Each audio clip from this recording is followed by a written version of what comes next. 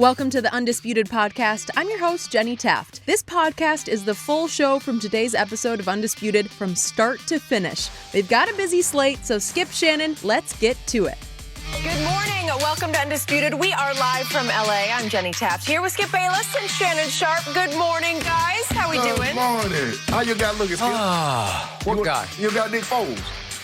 Shannon. You can't be the GOAT. Did he play last night? You can't be the GOAT if you can't beat that guy. Really? You can't be the GOAT.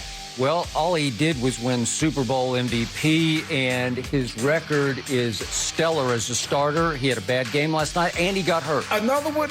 You know what? I want to talk about the NBA because we are awaiting the bombshell news that Rondo signs with the Clippers so we can start the countdown clock to a championship. I'm not going to do that, no. Yeah, I mean, That's starting what we the are show awaiting. by Actually going to Atlanta. Taking down the Vikings. Come on, Shannon. Give them some love for that win. But yes, Skip is right. We actually have to get to some NBA news around here on Undisputed. So let's get to it. James Harden has reportedly turned down a 2-year extension with the Rockets that would have made him the first player in NBA history to earn $50 million per year.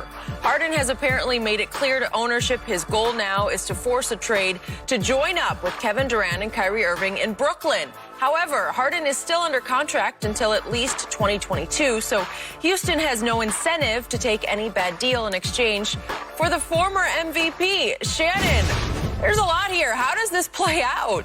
Well, Skip, well, kind of James Harden has him over a barrel.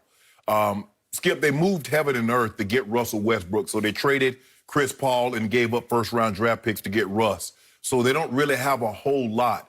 And so now James Harden, because you built the roster around James Harden, and James Harden wants out. So when you turn down $50 million, Skip, what has happened is that your top players, you know, back in the day, back in the 80s, only a handful of guys, maybe Jordan, Bird, had shoe deals.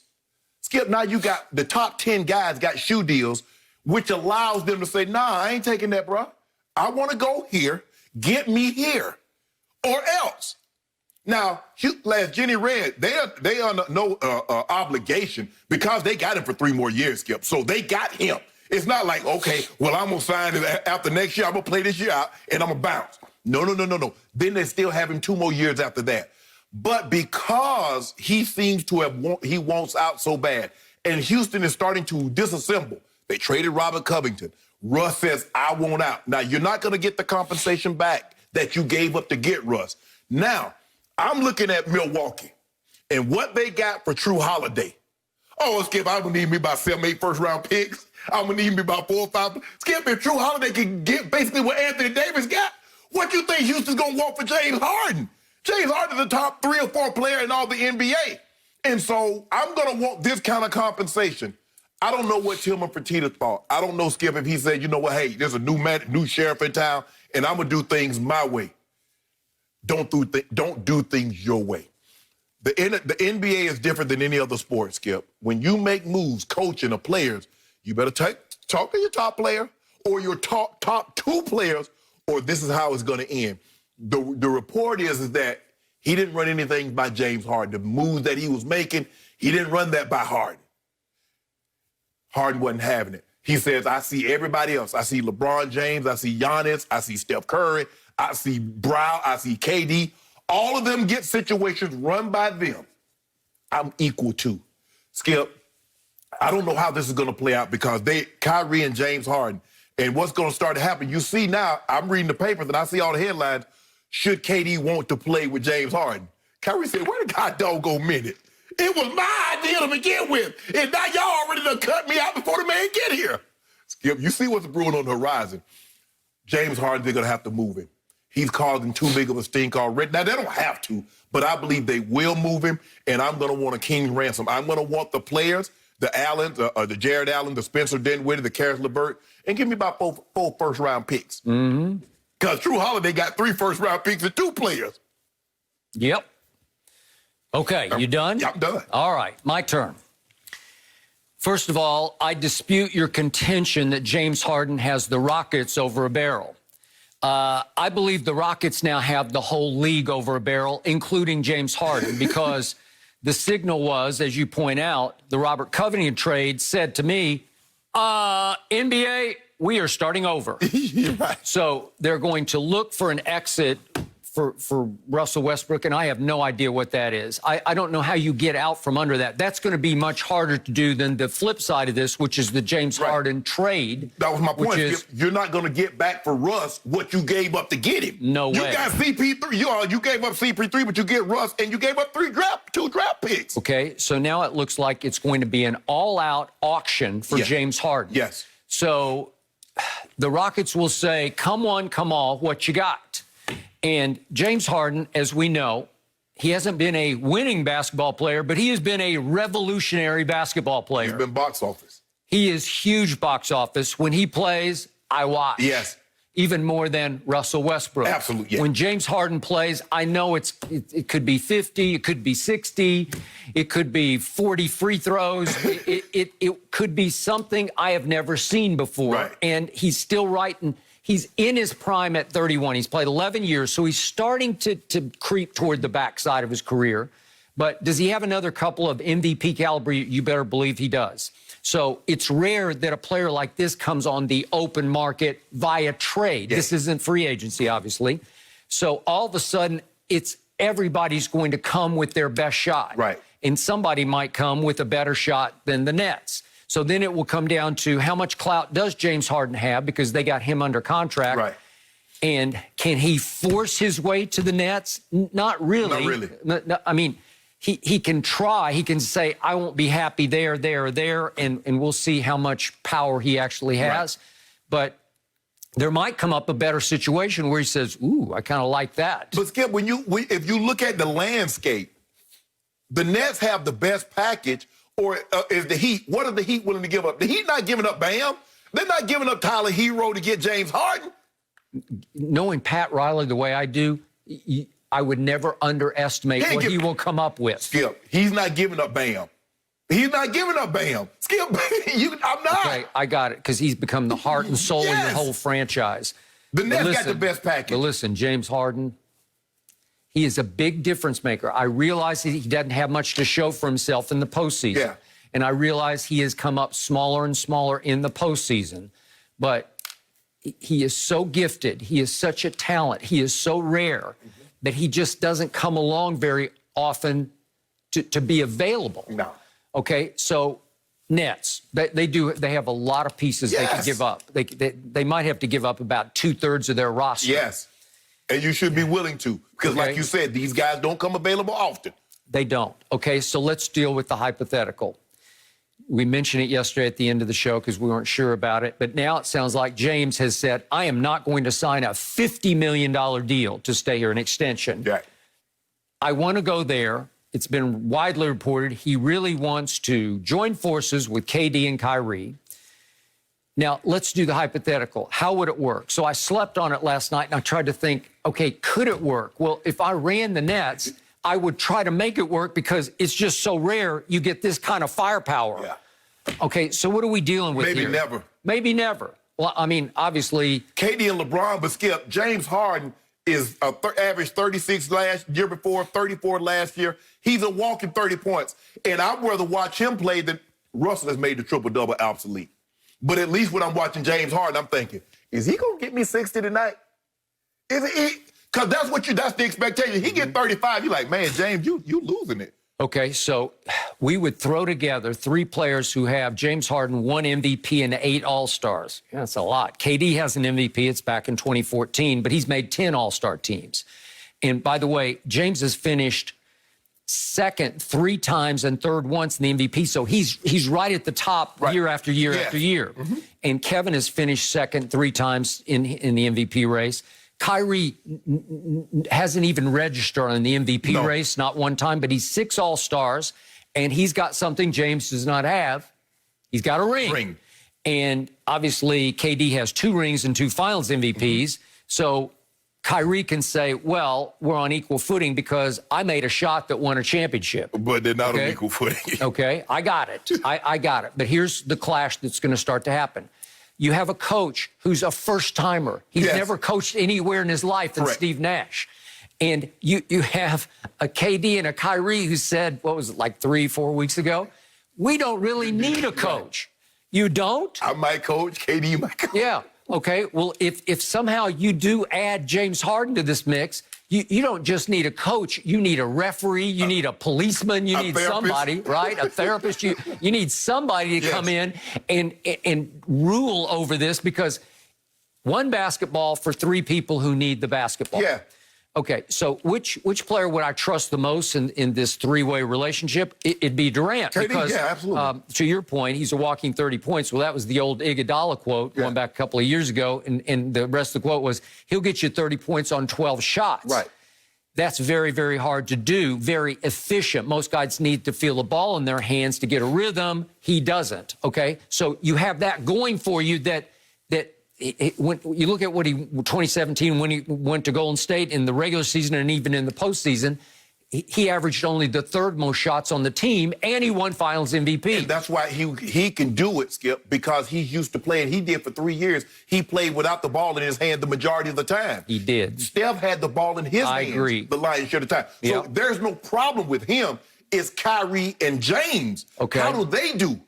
Okay, I believe James would be somewhat willing to sacrifice because he needs a ring. So he did sacrifice, as you pointed out yesterday, his usage rate, which is how much time do you have the ball in your hands, although his is like this, right? He didn't actually hold on the ball. He just dribbles and dribbles it until the air comes out of the ball. But the point is, his usage rate fell to third last year when he's led the league a couple of times, going back a couple times. Okay, all right. So would he defer in the beginning to Kyrie? He might, but again, Kyrie definitely needs the ball in his hands. Right. He's not the highest usage rate, but he wants to run the show because he's much more of a pure point guard than James is, even though we know Kyrie can score 52. Right. So to me, I tweeted about this last night. To me, the over-under on Kyrie hating playing with James Harden would be like one game. Yeah. Seriously, because it's not what he's ever known, because even LeBron would share with him like crazy when they first started playing together the first time remember around. LeBron would give Kyrie the ball and go stand in the corner. Okay, do your thing, Do your thing. But that's LeBron. He is a ball sharer. We know that. And he always wanted to do whatever it took to make it work. Correct. Well, I just don't know that James even understands how to do that. I don't either. Right? And so Kyrie versus James would be a nightly battle about, and Kyrie, as we know, James doesn't say much after games, but Kyrie is known to just blurt out whatever's on his mind to the detriment of his team, right? So I would think he would cause nothing but problems, and if he had a veteran coach overseeing, I don't know, a Doc or a Phil Jackson or somebody who's been there and done all that with superstars, won rings before, maybe that kind of a coach and mentor could say, hey, we need to do this to get to that. Right. Well, Steve Nash can't do that. They're not going to listen to Steve Nash. Steve, first-year coach, and I get it. You know, you look in and you say, well, you look at Steve Kerr. Steve Kerr, first year, he didn't have these kind of personalities. He had Steph Curry. Well, basically, you got two Steph Currys and a mini Steph in Kyrie, because James Harden believes he's the equal to Steph. KD believes he's better than Steph. He does. At the worst. Absolutely. So how does a first-year coach come in and says, okay, guys, Skip, you say it's going to work. I don't know how you ask a guy that's averaging over 30 points a game the last 3 years, say, I'm going to need you to bump that down, take that down to about 23, 24. And I'm going to need KD, you going to get your 25, 26. And Kyrie says, well, hey, what about my 24, 25? Yep. I don't know how you do that, Skip, because Mike D'Antoni, whose system that Steve Kerr is going to implement, couldn't do it with Russ and Harden. At the end of the day, for whatever reason, Russ either wanted more touches or wanted to be more involved in the offense. Something transpired that said Russ says, I need to leave.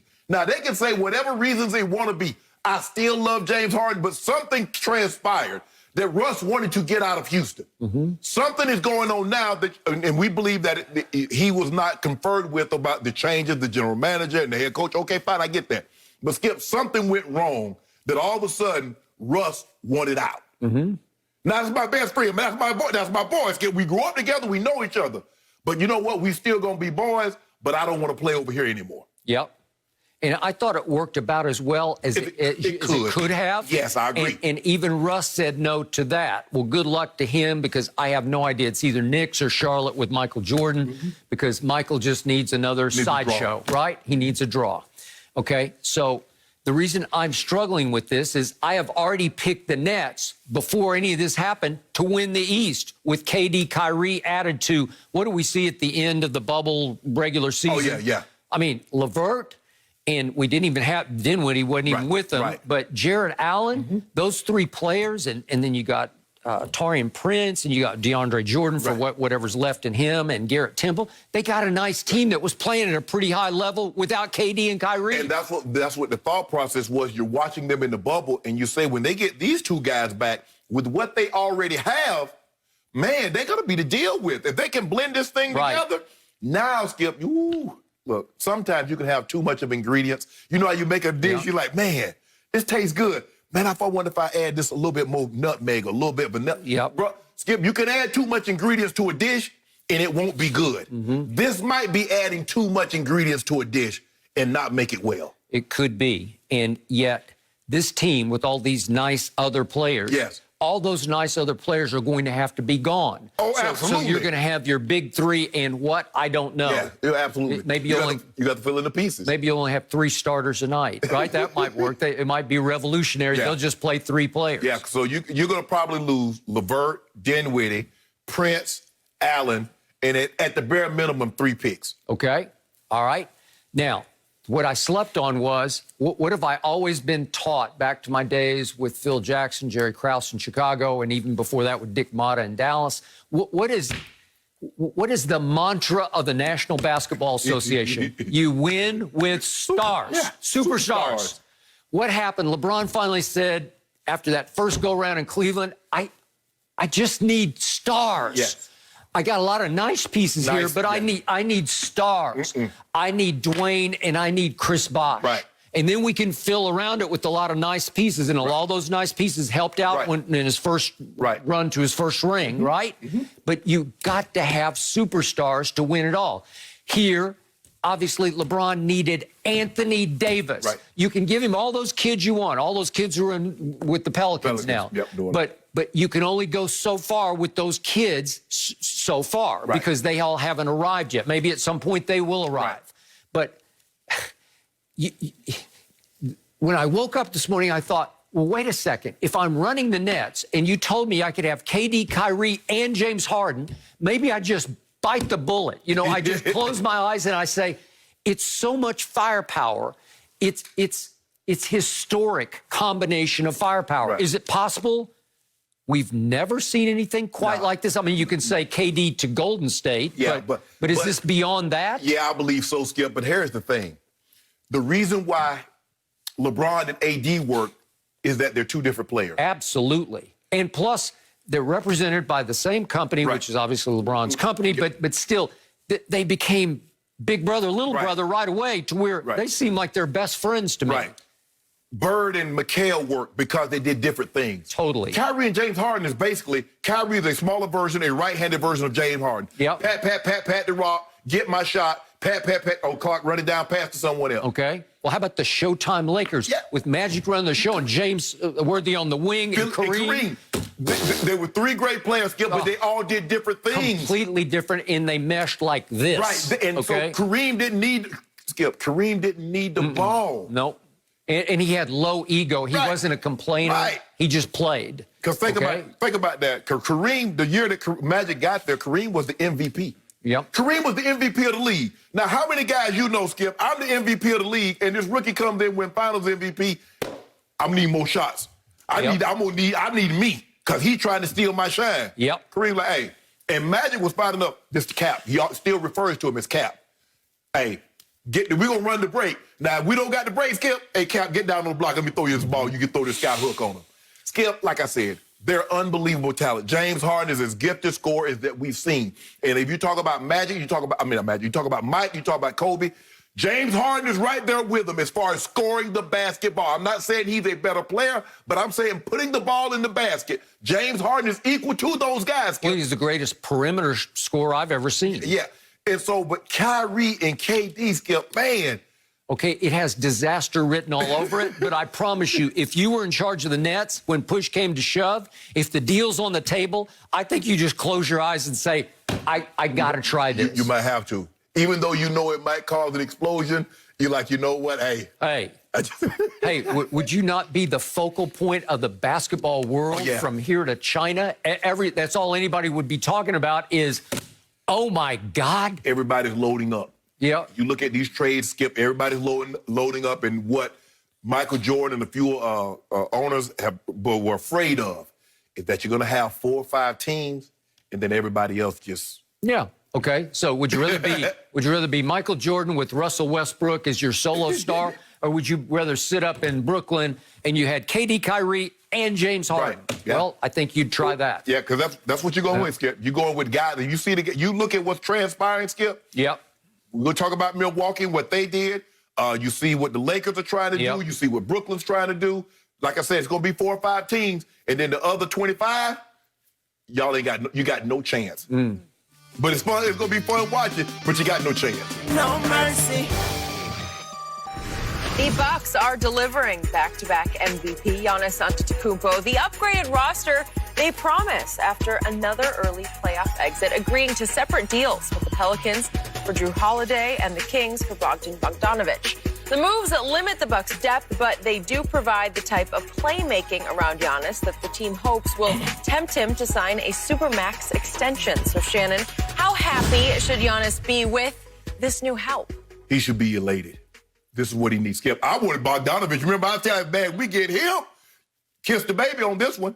He has Jrue Holiday who can play make, who can defend at an elite level. He can shoot the 3. Bogdanovic, they can space the floor. Okay, you want to load up in the lane? There you go, Bogdan. There you go, Holiday. Skip, for me, sometimes in a relationship, and that's what the Giannis and the Milwaukee Bucks said, they're in a relationship. And sometimes you have to change in order to hope the partner stays. Now, there's no guarantee. You just know if you don't change, he or she's leaving. They're doing everything they possibly can to convince Giannis, you see what we did? Skip, did you see what they gave up to get Holiday? 3 first rounders and 2 swaps. That's what the Lakers gave up to get AD. Now, I got no problem with what they gave up. You got to do it. Because this is what you know, Skip. If you don't do it, he's gone. If you look at the top, let's just say the top 10 players in the last 5 years, AD, he left. Braun left. KD left. Kawhi left. PG left. Harden's leaving. Russ leaving.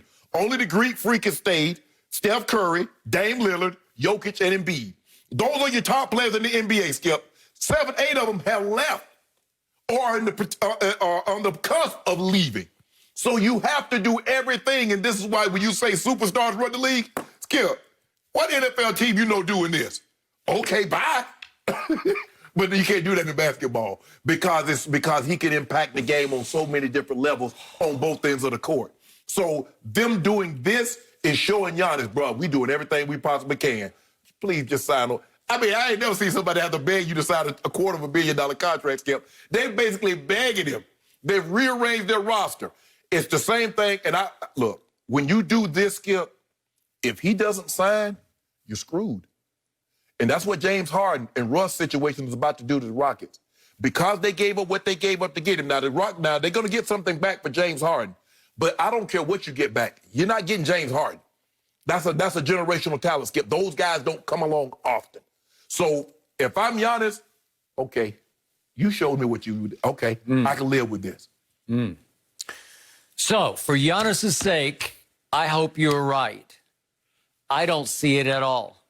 Oh, you don't like this, right? No. Oh, they don't. They're coming out the East. I'll give you maybe a little bit better, but no more than a little bit better, because New Orleans, David Griffin, they just committed highway robbery in this deal. I'm sorry. That's an AD deal. Okay, but they got back Eric Bledsoe. I like Eric Bledsoe. I'm not saying I love him. Right. But right now, Eric Bledsoe and Jrue Holiday, it's kind of like 50-50. No. Okay, wait a second. Jrue Holiday has made 2 all-defensive teams. Yeah. So has Eric Bledsoe. Yeah.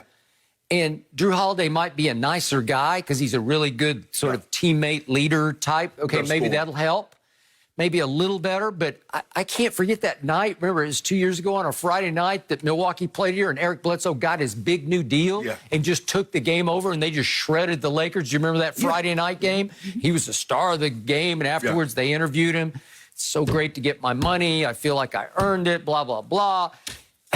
How much better can you make Giannis than best record in basketball the last 2 years, and they were the best defensive team each of the last 2 years? I'm talking about in the whole league. They led the NBA in defensive efficiency twice in a row. Okay? So the only way you can really get Giannis the help he needs is you have to get him an equal. You have to get him a co-star. You have to go get him Anthony Davis, and they don't grow on Southern California trees, on palm trees, right? Right. Okay? So to me, this is hard on me because I'm not a fan of Giannis. I've never loved him because he is supremely talented without supreme self-confidence. Right. Every time it's push comes to shove in the playoffs, he just shrinks. Well, Skip, because because in the playoff, Skip, okay, I got you for 2 weeks. I don't got to worry about playing you and then going to Portland and going to L.A. or going to Brooklyn. I got you for 2 weeks. That's what I know. So this is what I'm going to do. I'm going to build a fort, and I'm not going to let you enter. And if your guys can't make shots, well, Bogdanovic can make shots. Okay. Holiday can make shots. Or if Giannis can't make a 10-foot jump shot, we got you. Right. Right? Correct. Okay. And Giannis cannot make free throws. He makes them a little better in the regular season, but come playoff time, the last 2 years, he's terrible. He's around 50-some%. Right. It's not good enough to be a superstar. And if you look at the numbers, so best record in basketball, then they lost to the Raptors in 6 in the conference finals. And in the fourth quarter and overtime of those games, he was a minus 29. And if you look at his shooting numbers, they're just pathetic. Right. He just shrank and shriveled up and became a nobody. Yeah. He was useless to them. And then last year they lost to the Heat in 5. He didn't play the last game. You remember he got banged up. But if you look at the 3 fourth quarters he did play, he was a minus 30. He wasn't very good. He shot 21% from 3 in that series. He can't measure up to his MVP regular seasons with any sort of MVP impact in the postseason. Well, this is my gut level advice to him. I would play your deal out. He's got 1 more year. And hit the market and join forces with somebody. Go somewhere. Skip, where they bring it into him, Skip. I mean, he said he didn't want to join. That's something. Look, a lot of people have said you buying? Because I'm not buying what he's selling. Skip, I don't. Well, look, it's not from lack of trying, Skip. Now he said he wanted to see a commitment. Skip, if I buy you a ring, am I not committed? If I'm doing everything you're asking me to do, I'm not hanging out with my homeboys. I cleaned up my act. I'm helping around the house. Yep. I mean, they've done everything you've asked them. They got him Holiday. They got him Bogdanovic. They got him another shoot. They got him 2 shooters, a guy that can defend. I don't know what else he wants him to do.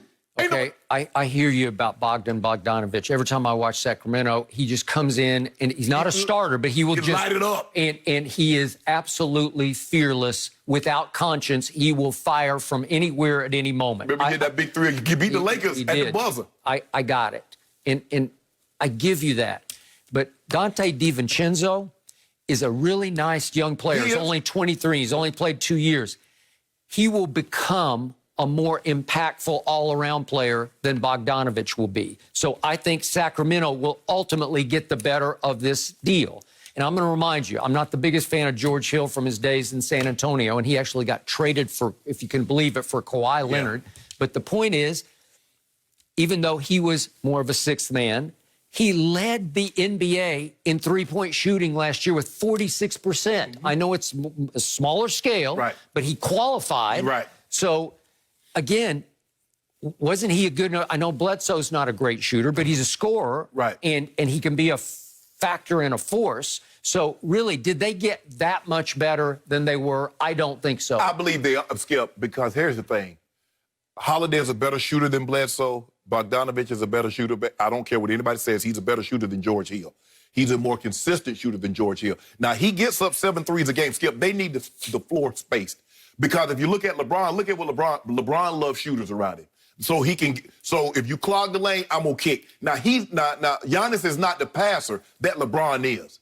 He gets in trouble a lot. He draws a lot of charges. A lot of his fouls are charged because he's running over people. He hasn't figured that aspect of the game yet.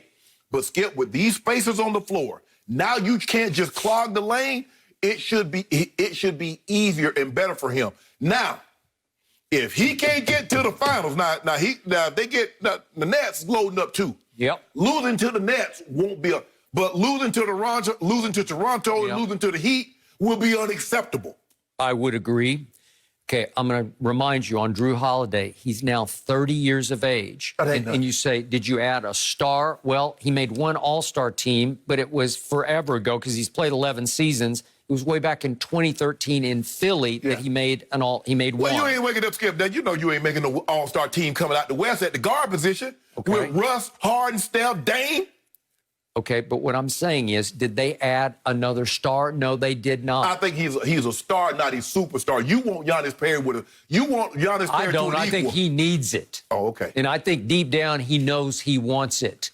And I think deep down these are just sort of moving it's like a shell game. Like, well, we made this move and that move. You're making moves to make moves, and you gave away a bunch of future because you gave away a bunch of picks. Because they're going to be late. They're saying, look, if we're what we think we are, they're going to be in the high 20s or 30s, so we don't care. You're not getting anybody with those type of draft picks. I mean, Giannis, Middleton, Holiday, Lopez, Bogdanovic. You got three guys that can shoot the ball, can spread the floor, and Giannis can have his a layup line to a conga line. Now, because you know what happened. Remember the Mavericks had that conga line on y'all, the Clippers? They should have won. If Porzingis hadn't got hurt, you'd have been out in the first round. But that's neither here nor there. Nuggets took care of y'all. Skip, I like this lineup. I like it. I like it more than you do. It all comes down to how great is Giannis. And if he's that great, they'll get to the finals. And if he's not... Well, hold on. If Giannis get to the finals over Brooklyn, what does that say about your guy? Which guy? Whichever one you want to claim. You mean the best player on the planet, Kevin Durant? He can't be if he can't get to the finals with that firepower he got. There is no way that this Milwaukee team, even upgraded, quote unquote, will get past the Brooklyn Nets with or without James Harden. With or without. Are you sure about that? As is the Nets right now. I'm picking them. I still think they're much better than this team. And obviously, I trust the best player on the planet and a Kyrie who made the shot of shots to win a ring for LeBron, his only ring in Cleveland. I will trust those two over this one. It's 2-1 in superstar. First of all, the guy that's the best player on the planet, I think he's in Mykonos. He's celebrating, he and his mom. I saw them. They're having a good time. So you don't need to reference him. He's celebrating a lot. Why shouldn't he? You the king. I hope what happened in Vegas stayed there. Hold on, Skip. No, don't do that. Don't do it. Why can't we celebrate? He might have aged 2 years in one off season. Hold on. And it's a short off season. We about to talk about a guy that celebrated, won a game and drove around the stadium. Good. Let's talk about him. Love him. Confidence. Yeah, victory laps. All right, let me explain the situation, guys. The Chiefs are back from their bye week and preparing to face the Raiders on Sunday, who handed Kansas City its only loss of the season, Week 5. When discussing the upcoming matchup with reporters, Chiefs head coach Andy Reid still seemed a bit to be harboring resentment that the Raiders team bus took a victory lap around Arrowhead Stadium after the win. Take a listen for yourself. Listen, they won the game, so they can do anything they want to do. They end up winning the game. That's not our style. I mean, you can find a smart aleck bus driver in Kansas City who made some snide comments when we got on the bus. Maybe that's why we drove around the stadium, just to tick him off. This is ridiculous. Next question.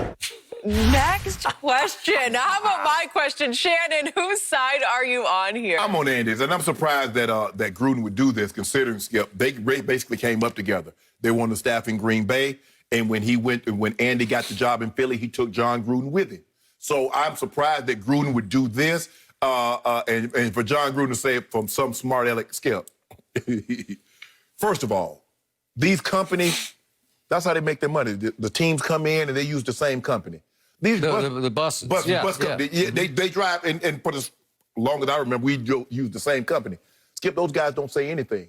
Because if you say something smart, and then that gets back to the company. First of all, they're gonna fire the driver, and then the team's not gonna use that company anymore. He was kidding. I know he was. Yes. He did. Yes. So that's my point. So John Gruden tried to put that up on the bus driver. You know how this works. Yes. You've been on buses with teams. Many They don't times. say anything. Second of all, Skip, okay, you won the game, but what did you win? You didn't win the AFC West. You didn't win the chance to go. You didn't win the AFC. You didn't win the Super Bowl. You driving around the stadium like it's a parade. I mean, what did you win? You won. You beat Mahomes one time in 4 tries, and you're celebrating of this nature. You ever heard of this before? In all my years, No. I've never heard of a team winning a game on the road and then doing a victory bus lap around the stadium. Skip, you know, I was with Mike in Denver. And Mike Shanahan. Yep. And you know, Al fired him after like 20 games. Al Davis of the Raiders. Raiders. Yes. Yep. Skip, and he despised him. As a matter of fact, Al died owing Mike $250,000. He said, I'd rather you go to court and spend all the money that you go to try to recruit than me pay you. So I'm not paying you. So take me to court. We beat him. I know Mike wanted. He's like, we just got on the bus and left. Skip, I mean, a victory lap around the stadium. Skip, I'm trying to get out there as fast as I possibly can. Do you know how crowded the stadium is, Skip? People are still there like an hour or two after the game. Although with the reduced crowds, it wouldn't be near what it was when you get 75,000. You know what? Now that you mention, you're absolutely right. And then you got a police escort. Yep. So, you know, you can move out of the way. But, Skip, I've never heard anything like this. I've never seen it. I've never been a part of anything like this. And this should be beneath John Gruden. John, you won a Super Bowl. And you act, I mean, you didn't even do this when you won the Super Bowl. That's when you should have drove around the stadium after the thumb your nose up at that Al. You do this to Andy? I'm shocked. I'm not. Welcome back, Coach Gruden. This is vintage John Gruden. This is the guy I came to know the years I covered him when he was the Oakland Raiders head coach. And I witnessed a couple of screaming matches between him and the legendary, the late, great Al Davis. Gruden had the audacity to stand up to Al in front of the whole team and scream back at him because, as we know, Al is also he was a football coach as well as a team builder. Yep. And so he wants to have his hand in the preparation for a game. Right. And once he would try to assert himself at practice, Gruden would be all over him. This is my effing football team. Get the you-know-what out of here. Right. This is Gruden to a T. This is Gruden. And he is a front runner in a good way. I've said that about LeBron in a good way, but Gruden is a front runner. He's never had much front to run with in his return to the Oakland Raiders, now the Las Vegas Raiders, because they have gone, 4-12 and 7-9 his first 2 years, and all of a sudden, they're 6-3. Right. He finally got a signature win. He got something he could hang his hat on, that he could crow about, that he could chest beat about. And I thought it was very cool, though it's completely against the grain. It's just who he is, to come up with this ingenious idea. Let's take a victory lap in the bus. And it wasn't about a smart aleck bus driver. That was just Gruden being smart aleck back to the media asking him about this. Next question, you could see he's trying to hide the smirk on his face because he loved it. He likes Andy Reid, but he doesn't love anybody else except him and his football formerly team. Oakland Raiders, because he still considers them the Oakland Raiders. So he's trying to instill that old silver and black pride, you know, that just win, baby. That's what. Okay, so they go in there and they probably caught my homeboy in his home by surprise, and they win 40-32. But they didn't just win the game; they have 490 total yards to your team's 413. And look at this: they outpassed them 346-333. They outran them, did they? 144-80 in rush yards. Combined third and fourth down, they were 9 of 16 to 7 of 16 for the Chiefs. Time of possession, 35 minutes to 25 minutes. It was 40-32, but they pretty much dominated them in every statistic. So that's one to say, hey, we should be proud of this. I want you to remember this feeling, how we feel. We are in their house. We just won in their house. You know that feeling. You've won in that house as a visiting team, right? Yep. How many times did you win there? A bunch of times. We won a bunch. Right? Yep. Okay. You didn't playoff game. Okay, you didn't need to do a victory lap because you were already established. You were the Denver freaking Broncos, and you already knew how good you were. Because the difference is, Skip, there's a difference in hoping you win and being surprised that you is wasn't correct. expecting. Okay, see, they didn't expect I think to they win. were surprised. Yes. And Gruden was pleasantly surprised, and he wanted the feeling of it to sink in. Right. He wanted to install itself in their psyches where they remember that feeling. Right. So we're going to do a victory lap in the buses. It's unheard of. It's completely against the grain. I'm fine with Andy is offended by it because he is a league man. Yeah. He's been around. He does it the right He do way. it by the book. Right. Totally by the book. Gruden does next to nothing by the book. Well, all I know is it's not that they're a 3-point favorite over the Chiefs this Sunday at Las Vegas. They're a 6.5-point dog in their building. So again, they're still trying to break through. So this is a huge game for Las Vegas. And the odds makers in Las Vegas are saying, hold on. John, you better have your team ready to play. Better. Because I tell you what Andy will do. He will run the score up on you. He will run the score up. This is for blood this time. And Andy acknowledged, he said, these two teams don't like each other because they've never liked each other. Never, ever. Okay. There's something, Skip, that's the original AFC West. It is. They were, when in 1960, when they were established, Kansas City, Oakland, and Denver was there. And they do not like each other. We don't like them. Now, Raiders are our most fierce rival, and probably back and forth because, for the longest time, the Chiefs been good. They were winning Super Bowls. They were going to playoffs. They were good for a long time. But these teams don't like each other. They literally, I think, it might have been '84. They got into a fight, a big fight, and the NFL had to intervene and suspended a few players. But there's no love lost between Kansas City and the Raiders. Whether they're in L.A., whether they're in Oakland, the mere fact that they're the Raiders, that's what it is, Skip. The location has nothing to do with it. Yes, I understand there's something about the Oakland Raiders, but when they moved to L.A., it didn't matter. They moved back to Oakland, it didn't matter. Now they're in Las Vegas. It does not matter. Nope. But I tell you what, John Gruden, you better have your team ready to play.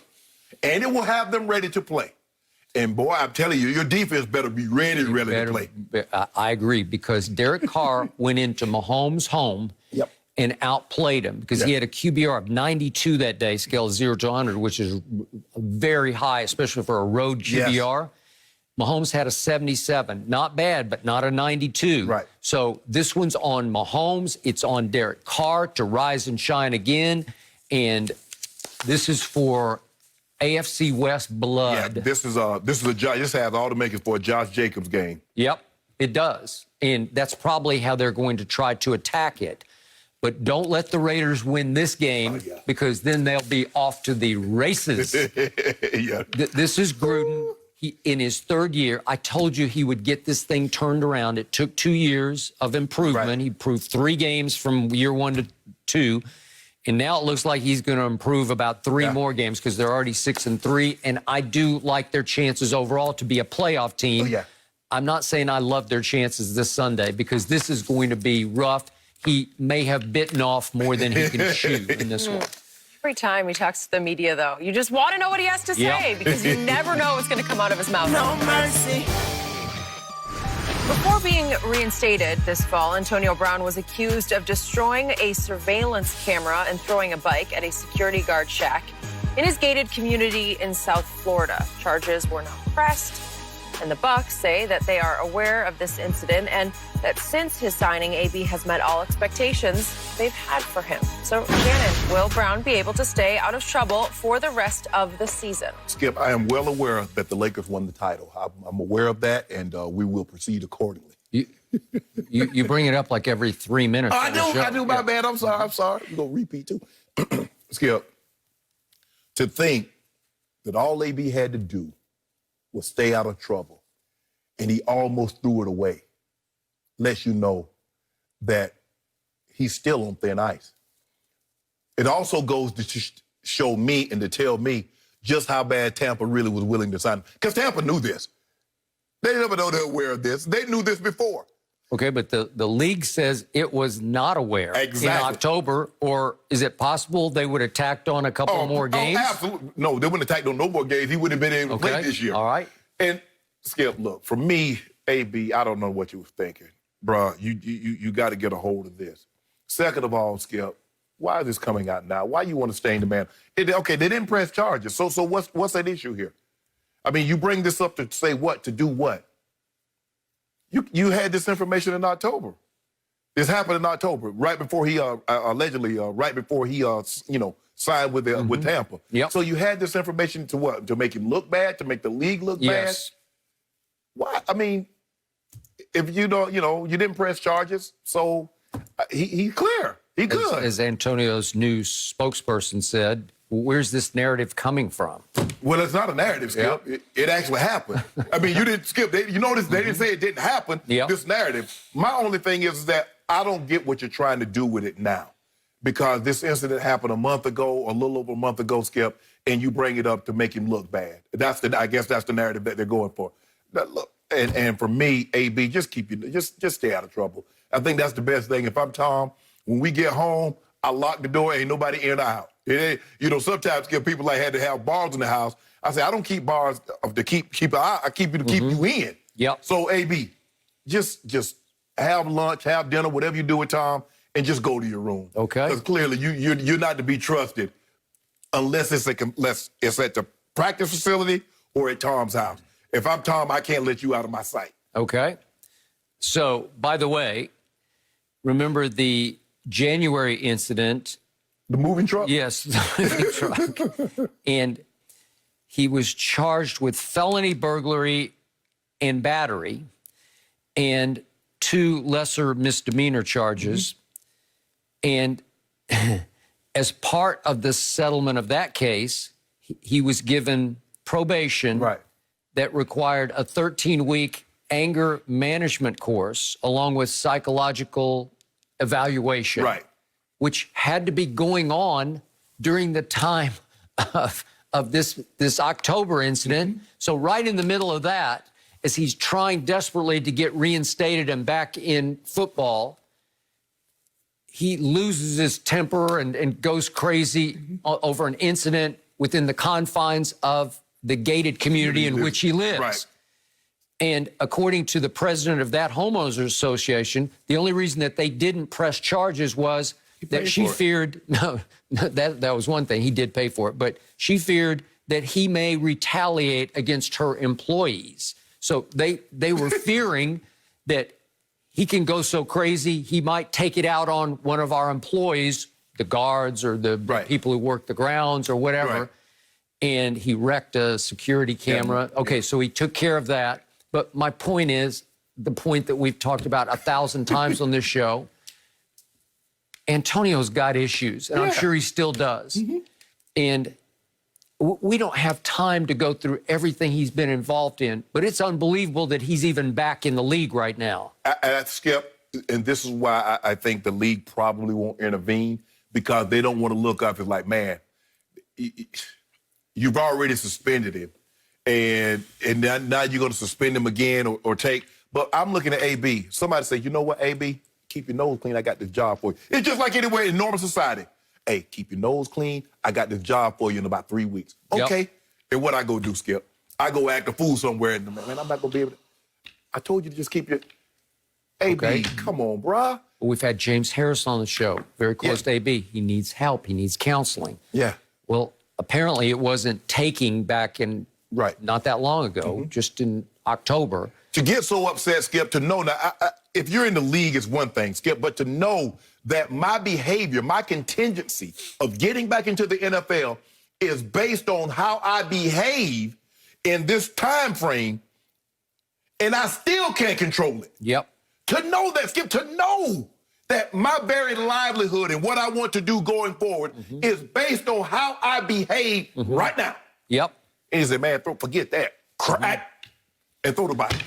Okay, so what do we know about Antonio Brown? He's had sexual assault, allegations, right? And yet the one still hasn't gone to trial yet. The civil suit comes to trial December 14th to 18th. So that's. But if he loses that, what does the NFL do with that, Skip? I don't know. It's a great question. That's over my head. Right. Because so my thing is that are you suspending him for what might have happened, or are you going to suspend him again? He's had domestic violence accusations in his past. It got so bad last year that he, in a fit of rage, he threw furniture off the top floor of a condominium. Like 8 stories, like right? 8 floors up. Yeah, I think it was more than that. Might have been. Yeah. Threw big furniture pieces off down into the pool area and endangered the life of a 2-year-old. Like a 2-year-old, yeah. Okay, so it's one thing after another, after another, after another. Now we come to the most incredible story I think I've ever seen in the history of this league, that the GOAT quarterback says, I want that guy. Right. I want him on my team, and I want him to live with me in my house in Tampa, Florida. Right. And I don't know if it's because Brady thinks he's Father Flanagan and he's going to save his soul. Obviously, we both agree, Tom just sees greatness in AB as a football player. Yeah.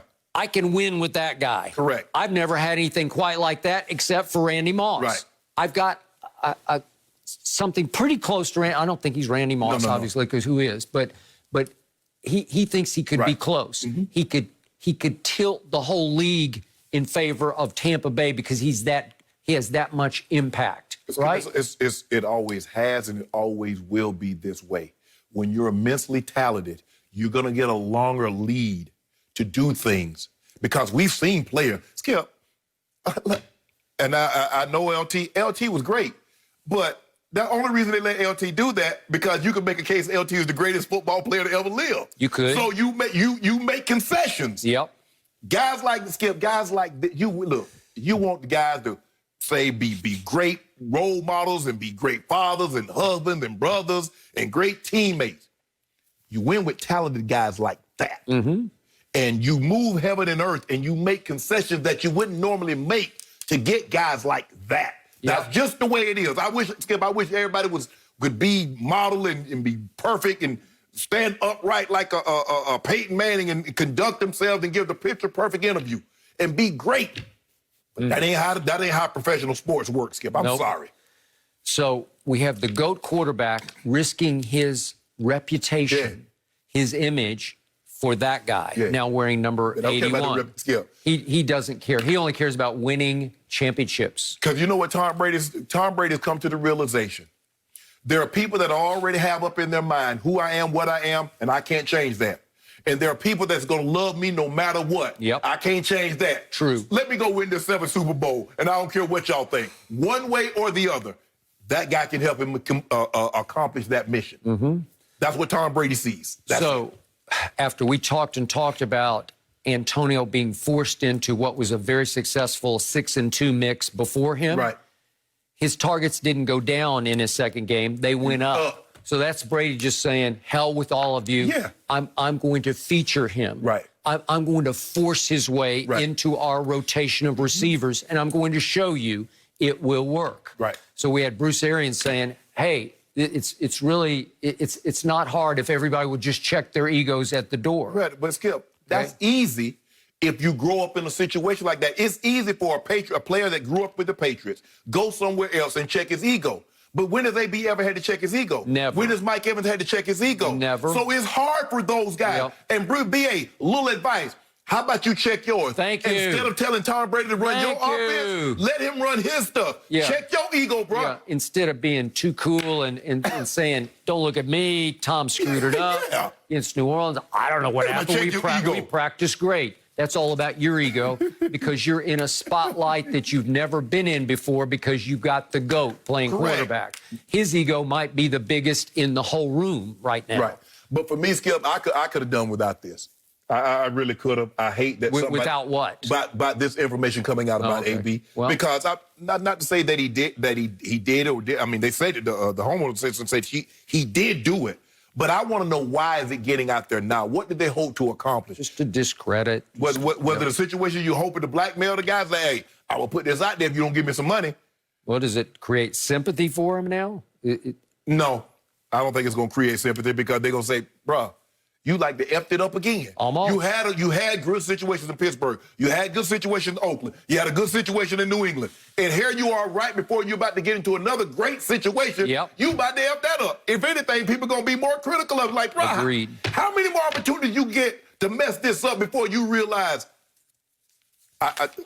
So do you believe with Tom Brady's help that he can get through the rest of this football season and the playoffs unscathed? I guess I'm gonna have more confidence in Tom being able to keep him under control as opposed to AB doing the right thing. I would agree. I would say if AB was on his own, there would be zero chance that he would be able to control it.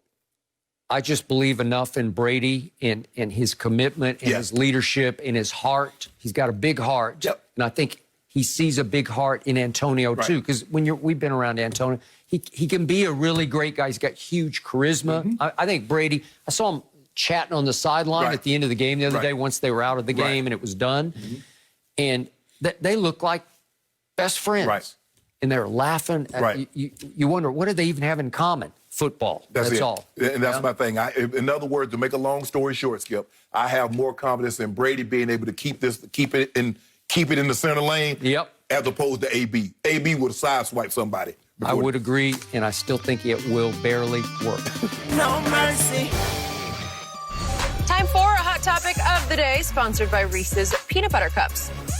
So, Chris Paul, guys, is on the move again, this time heading from OKC to Phoenix as part of a multi-player deal. The Suns are hoping CP3 brings a leadership element to a team that went 8-0 in the Orlando bubble, but still missed out on the playoffs for the 10th straight season. Paul will be teamed with All-Star Devin Booker and head coach Monty Williams, who coached Paul for one season in New Orleans. And this will be Paul's third team in the past 3 seasons and 5th overall in his career. So, Shannon, how much better does CP3 make the Suns? Well, I think he makes them a playoff team, Skip. I think they can fight somewhere between 5 and 8. And Skip, I mean, it's easy to say because they drew first blood. So we saw what the Phoenix Suns did. They went out and got Chris Paul, a perennial all-star player, all defensive player, and he played really well. But we're assuming that the Clippers don't do anything, the Nuggets or the Warriors don't do anything. So I still don't think that vaults them into that upper tier. Lakers, Clippers, Nuggets, Warriors. Now we'll see what I think Portland got better with Covington. 3-and-D guy can shoot. So I do believe, Skip, they're going to make the playoffs this year. I love it.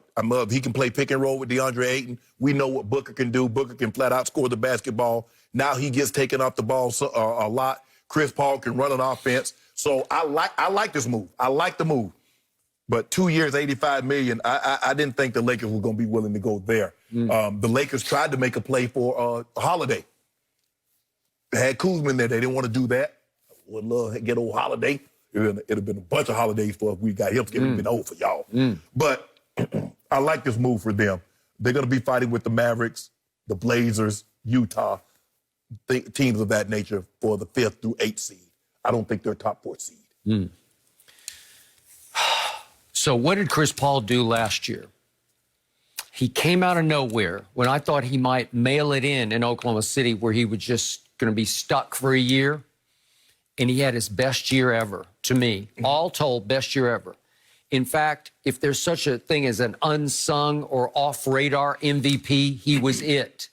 He lifted that team that nobody saw coming all the way to a tie for 4th in the West. Now, there was no Golden State because they were decimated. Okay? So to your point, Golden State's going to rise back up into that top 4 mix, probably. But all I know is this. What did we just talk about? Brooklyn, you win with stars or superstars, right? Devin Booker has potential to become a superstar. I agree. He has potential to win an MVP before he is through. DeAndre Ayton is a potential all-star. And it wouldn't shock me if he became an all-star this coming year. Correct. Or maybe in 2 years. Yeah. Chris Paul obviously is a perennial all-star who has made some cases to at least be in the MVP conversation in his career and is an almost certain Hall of Famer. I think it's a done deal. He's going to be a first-ballot Hall of Famer even though he doesn't have what? A ring. He doesn't have a ring. Yeah.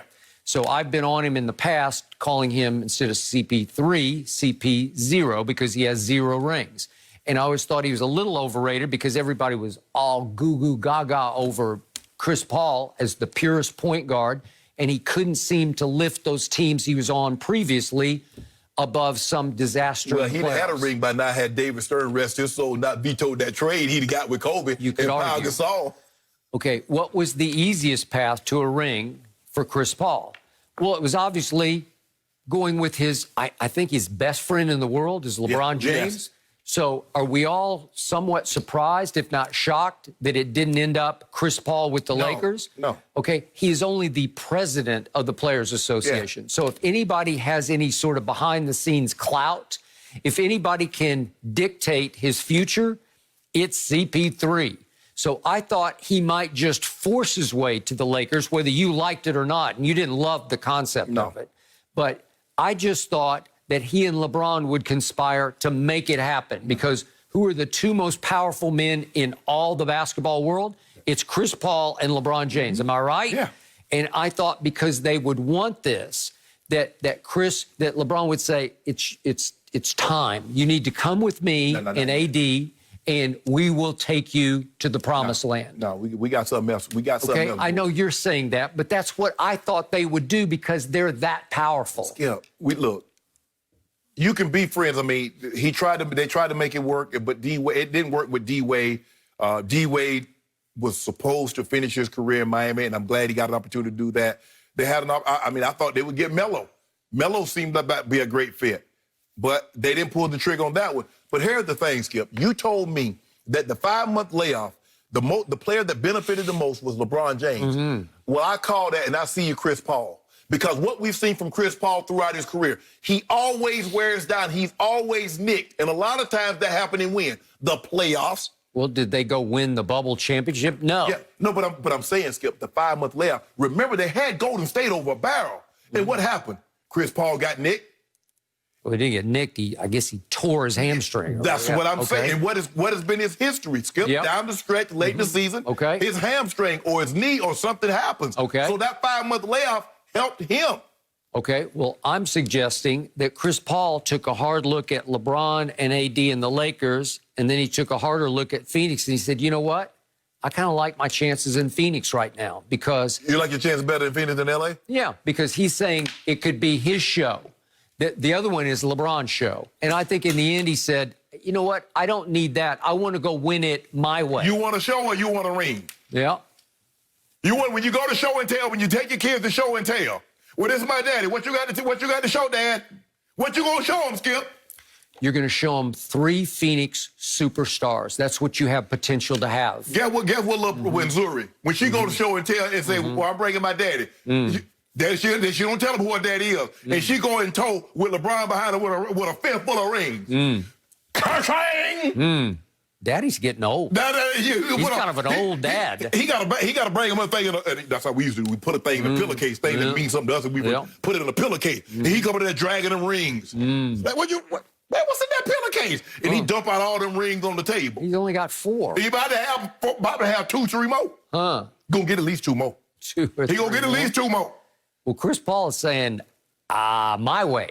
I'm going to Phoenix because I'm seeing greatness in Phoenix. Monty could have had this job. Monty Williams turned his job down to go to Phoenix. Okay. Now look at that, how they looking. Yep. You looking rather go really good. You win in this league with stars, and all of a sudden Phoenix has 3. Who got 2? Wouldn't it be something if Phoenix had 3 players on next year's All-Star team? Is that possible? Hold it just doesn't happen. Let me ask you a question. So what's going to happen with AD, Yoke, and Gobert? Are they going anywhere? Because those are your bigs in the West. There's another one called DeAndre Ayton, and he is on the rise. Okay. Literally on the rise. Well, I guess Gobert's getting bumped off because you know he's not bumping off Yoke or AD. Okay, every time I watch him, I say, you know what? That's a star in the making. So what's Jokic? He was only the first overall pick in the draft. I'm not saying that, but you saw Yoke. You know what AD is. I don't know if AD can handle the big stage. Kobe, walk up. Right on the Nuggets. Yes, save LeBron from himself. Well, he did. I'm glad you brought that up. LeBron's over there saying, don't look at me, I'm frozen. Yeah. I'm frozen because I'm 1 for 6 in the fourth quarter, and I don't want the ball, and I know you called the play for me, but I'm just going to stand right here and hope nobody notices. What did he tell Chris Haynes in Game 5? He said, I'm ending this ish tonight. They going home tonight. They leaving the bubble tonight, Jack. Against the Miami Heat. No, I'm talking about the Nuggets. Oh, I thought you meant the last round. Think about this, Skip. You see what happened to Jimmy Butler? He played that historic game and came back the next night on fumes. My guy have put together games like that for Heat 6, 7 lost their games. leading scorer in the playoffs, Dragic, and they lost their heart and soul Bam in Game 1. It was like, thank you, God, here. The only chance. The basketball God said, here, LeBron, you get this one. You get the COVID championship. The only chance the Heat had if they'd have had a prime D-Wade. If they'd have had a 20, a 25, 26-year-old D-Wade, I'd give him an excellent chance. But he wasn't coming. He wasn't walking through that bubble door. They wasn't beating us. All I know is that Phoenix team that I was watching at the end of the year, if they keep Sarge, which I assume they will, and Mikal Bridges and Cameron Johnson, they got Johnson, and if they keep Javon Carter, who's a 3-and-D specialist. I just want to know, tell me the guy that's going to do something with GOAT. I want to know the guy that's going to do something with GOAT. Tell me the guy they got over there that's going to handle him. Devin Booker has star written all over him. I'm talking about superstar, maybe MVP. Skip, he not. You know it, and I know Skip, it. I'm not debating his offensive game. His game is superb. The quote-unquote GOAT, the phony GOAT you're talking about, only dreams of shooting the ball the way this kid can shoot. No, we can't. Only dreams. We never going to be able to shoot the ball like Book. But he can dream to have a third of the career we got, and he'll be an Hall of Famer. If he just have a third. He's got a shot. Now, if he have half the career we got, we talking about a generational talent.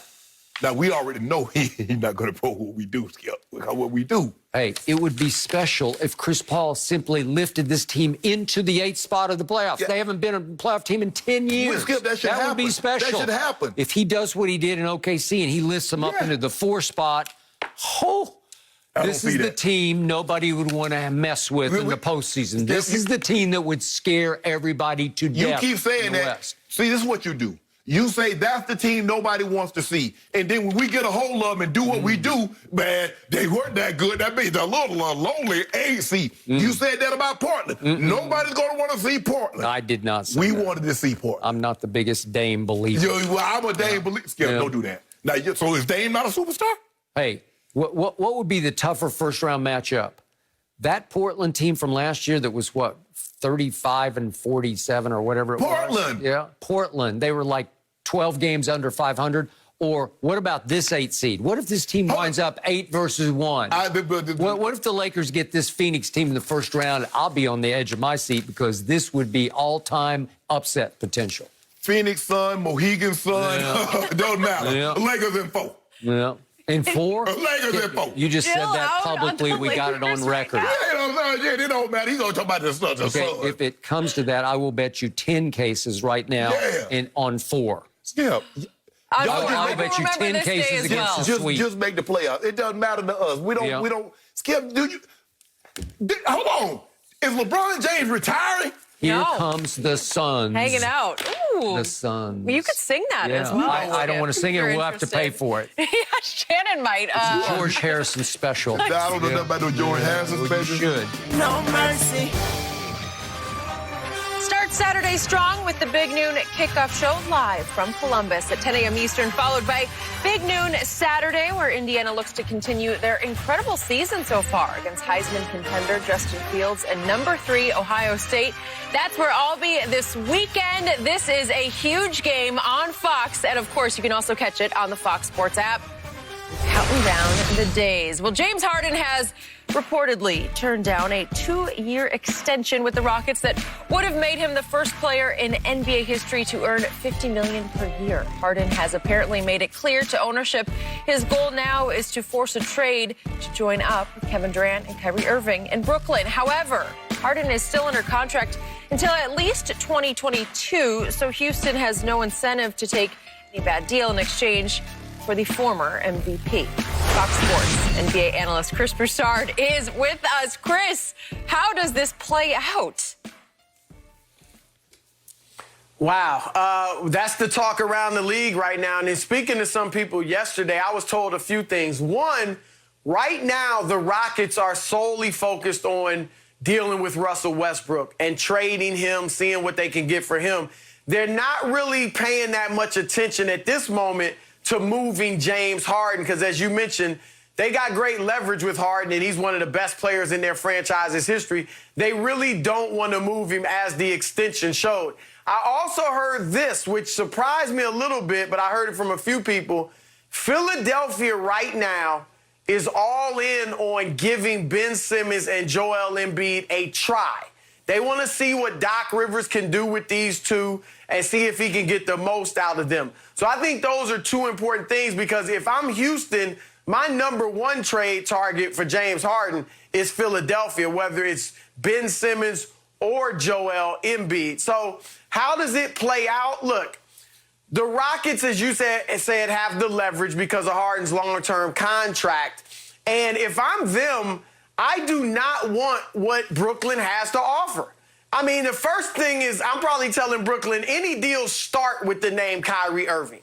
All right, because if I get Karis LeVert and Spencer Dinwiddie, as good as they are, and maybe even Jarrett Allen, who I really like as a guy at the rim, you know what I am in the West? I'm just good enough to miss the playoffs and not, and be low in the lottery. Right. Like, I'm not the worst team in the league. So I'm right there stuck in no man's land for the next few years with those guys. So I really don't want what Brooklyn's bringing me, and I have the leverage. So I'm telling Harden, look, you can forget the Brooklyn stuff. I'm sorry, it's not happening unless they begin with Kyrie Irving, and I'm not sure I'd even do that. So if I think what could happen is Houston starts the season with at least Harden, if not both of them. I'd like both of them if I'm, Westbrook and Harden if I'm Houston. But I think they started with at least Harden. See what happens in Philly.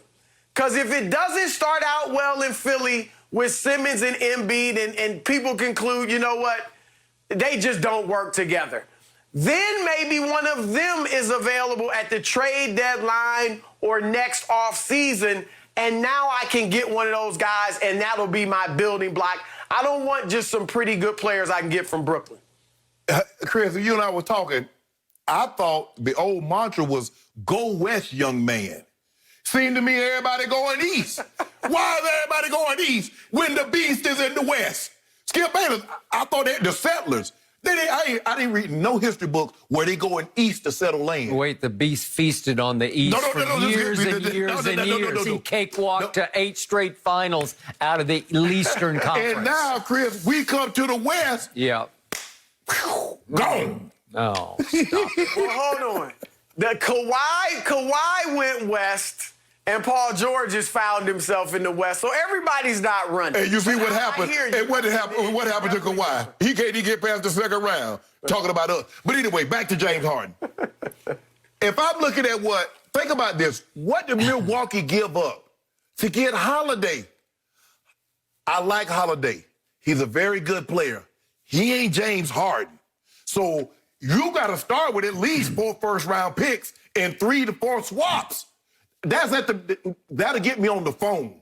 Now I'm going to need, maybe you're right, maybe I need Kyrie, LeVert, Dinwiddie. I'm going to need a king's ransom. You see what guys are giving up to get guys that aren't James Harden. But like you said, and Jenny and the Reed, they got him for 3 more years. They really don't have to do anything. But the thing that I do notice is that when superstars are upset in the NBA, teams are more apt to go ahead and move up off them. Now, give New Orleans credit. They held on to Anthony Davis for a year. They found out he was upset. They was like, no, even at the trade deadline, we're not doing it. But eventually... Well, it took a change of GM to do that. But eventually, if James Harden is unhappy, Chris, they're going to have to get up off him. There ain't nothing there's no way around it. I get it. They're going to have him. If they keep him for this year, they still got him for 2 years. But he's unhappy. You're going to have to get up off him sooner or later.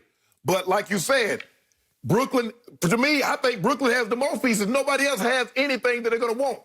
Miami is not getting off, who do we say, Skip? Bam and Tyler Hero. That's not happening. Pat Riley's even for James Harden, Pat Riley's not getting off Bam. Bam is a non-starter for anybody. So, Chris Broussard. You don't like Philadelphia? for Joel Embiid by himself is not bringing Houston out and nowhere in the West. You need multiple superstars to even think about contending in the West.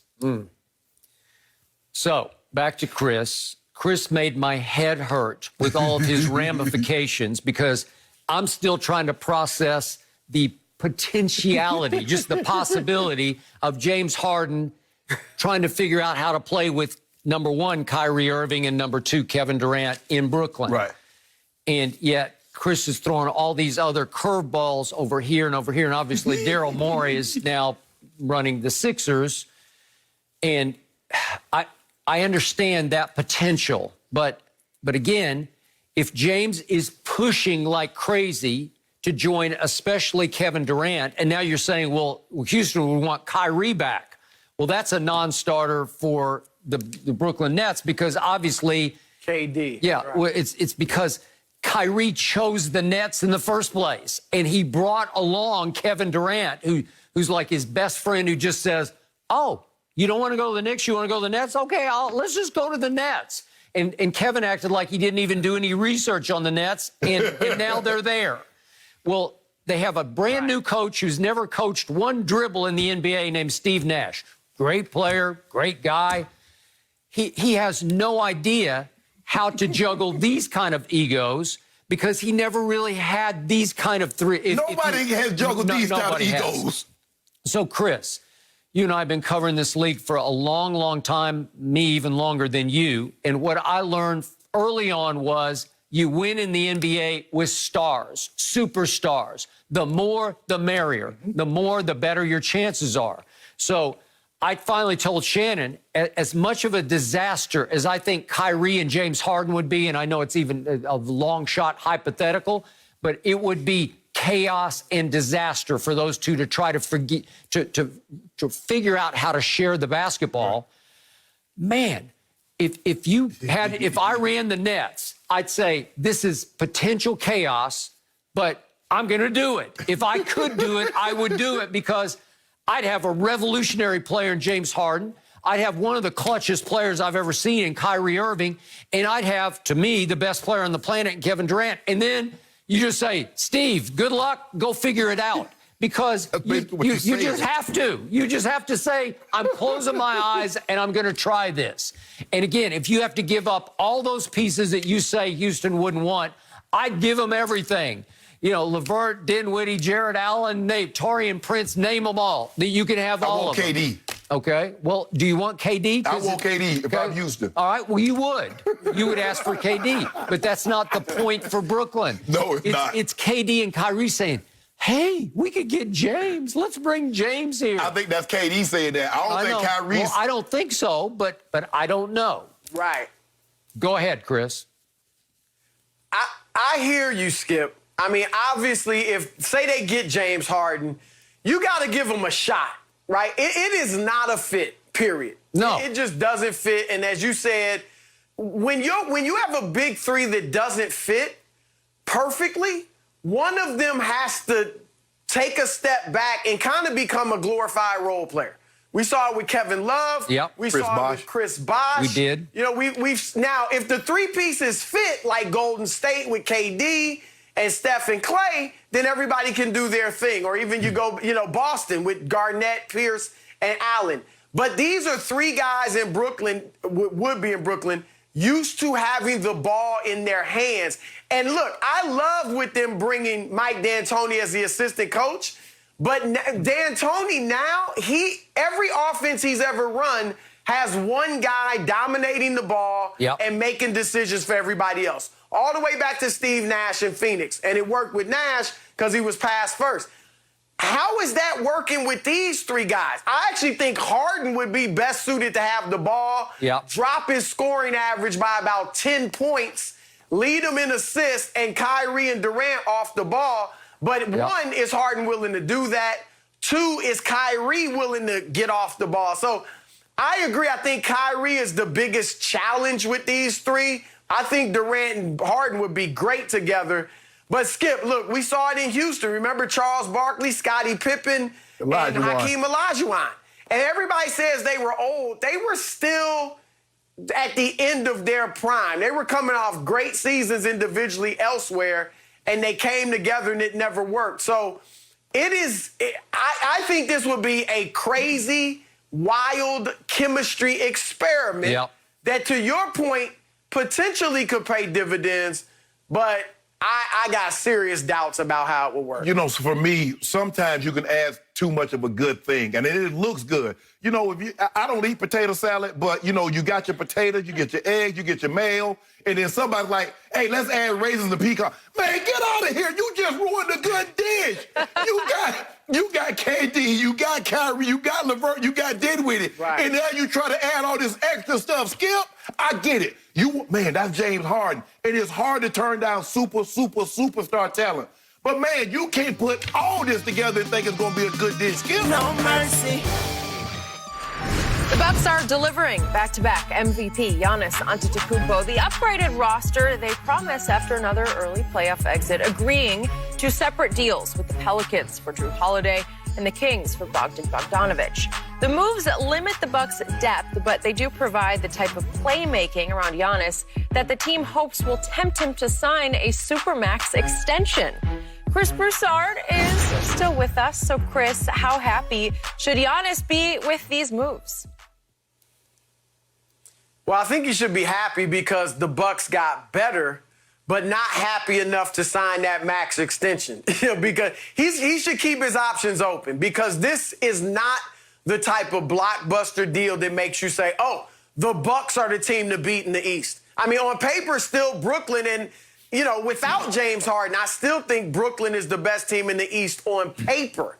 And so this is not the type of move that moves Milwaukee ahead of them on paper, but potentially, yeah, they could win the East, and I'll give them a shot because we know they were very good last year, and as I said, I think this makes them better. Now, Jrue Holiday is arguably the best defensive guard in the league. He can shoot the ball. He can make plays for himself and others. He's a high-character guy. He's got some leadership qualities, so I like that. That's an upgrade over Eric Bledsoe. And then Bogdanovic can shoot the ball, can make plays off the dribble. He's tough-minded. I like him a lot. So now, if Giannis struggles in the playoffs, now I've got Chris Middleton, Bogdanovic, and Jrue Holiday to make some plays. Whereas last year, if Giannis didn't have it going, in addition to Middleton, I'm looking at Kyle Korver, Brook Lopez, George Hill to make something happen. So I think the Bucs get better. And here's the thing. Let's see what Mike Budenholzer can do. And I think he's a good coach. I voted for him for Coach of the Year before.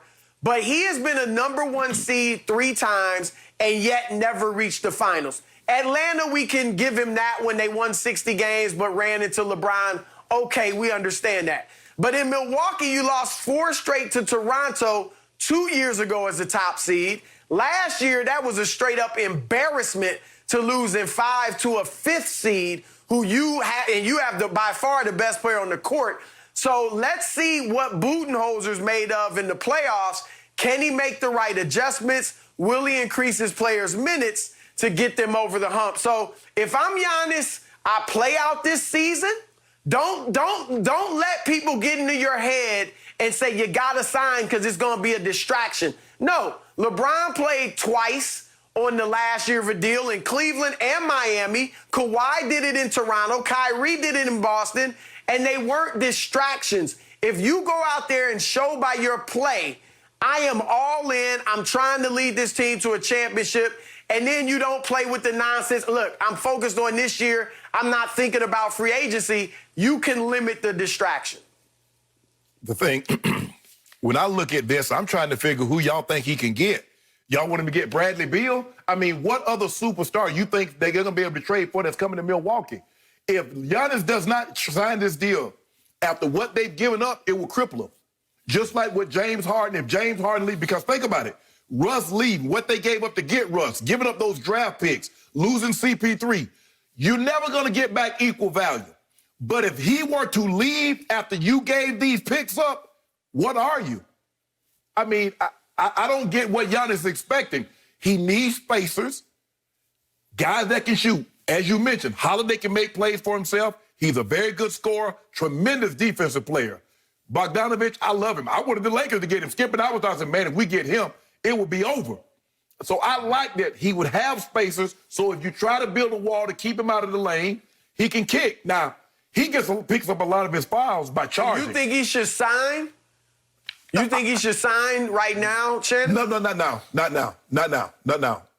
Okay. No, he still has an opportunity. But my thing is, I don't know who y'all think is going to come to Milwaukee. Nobody.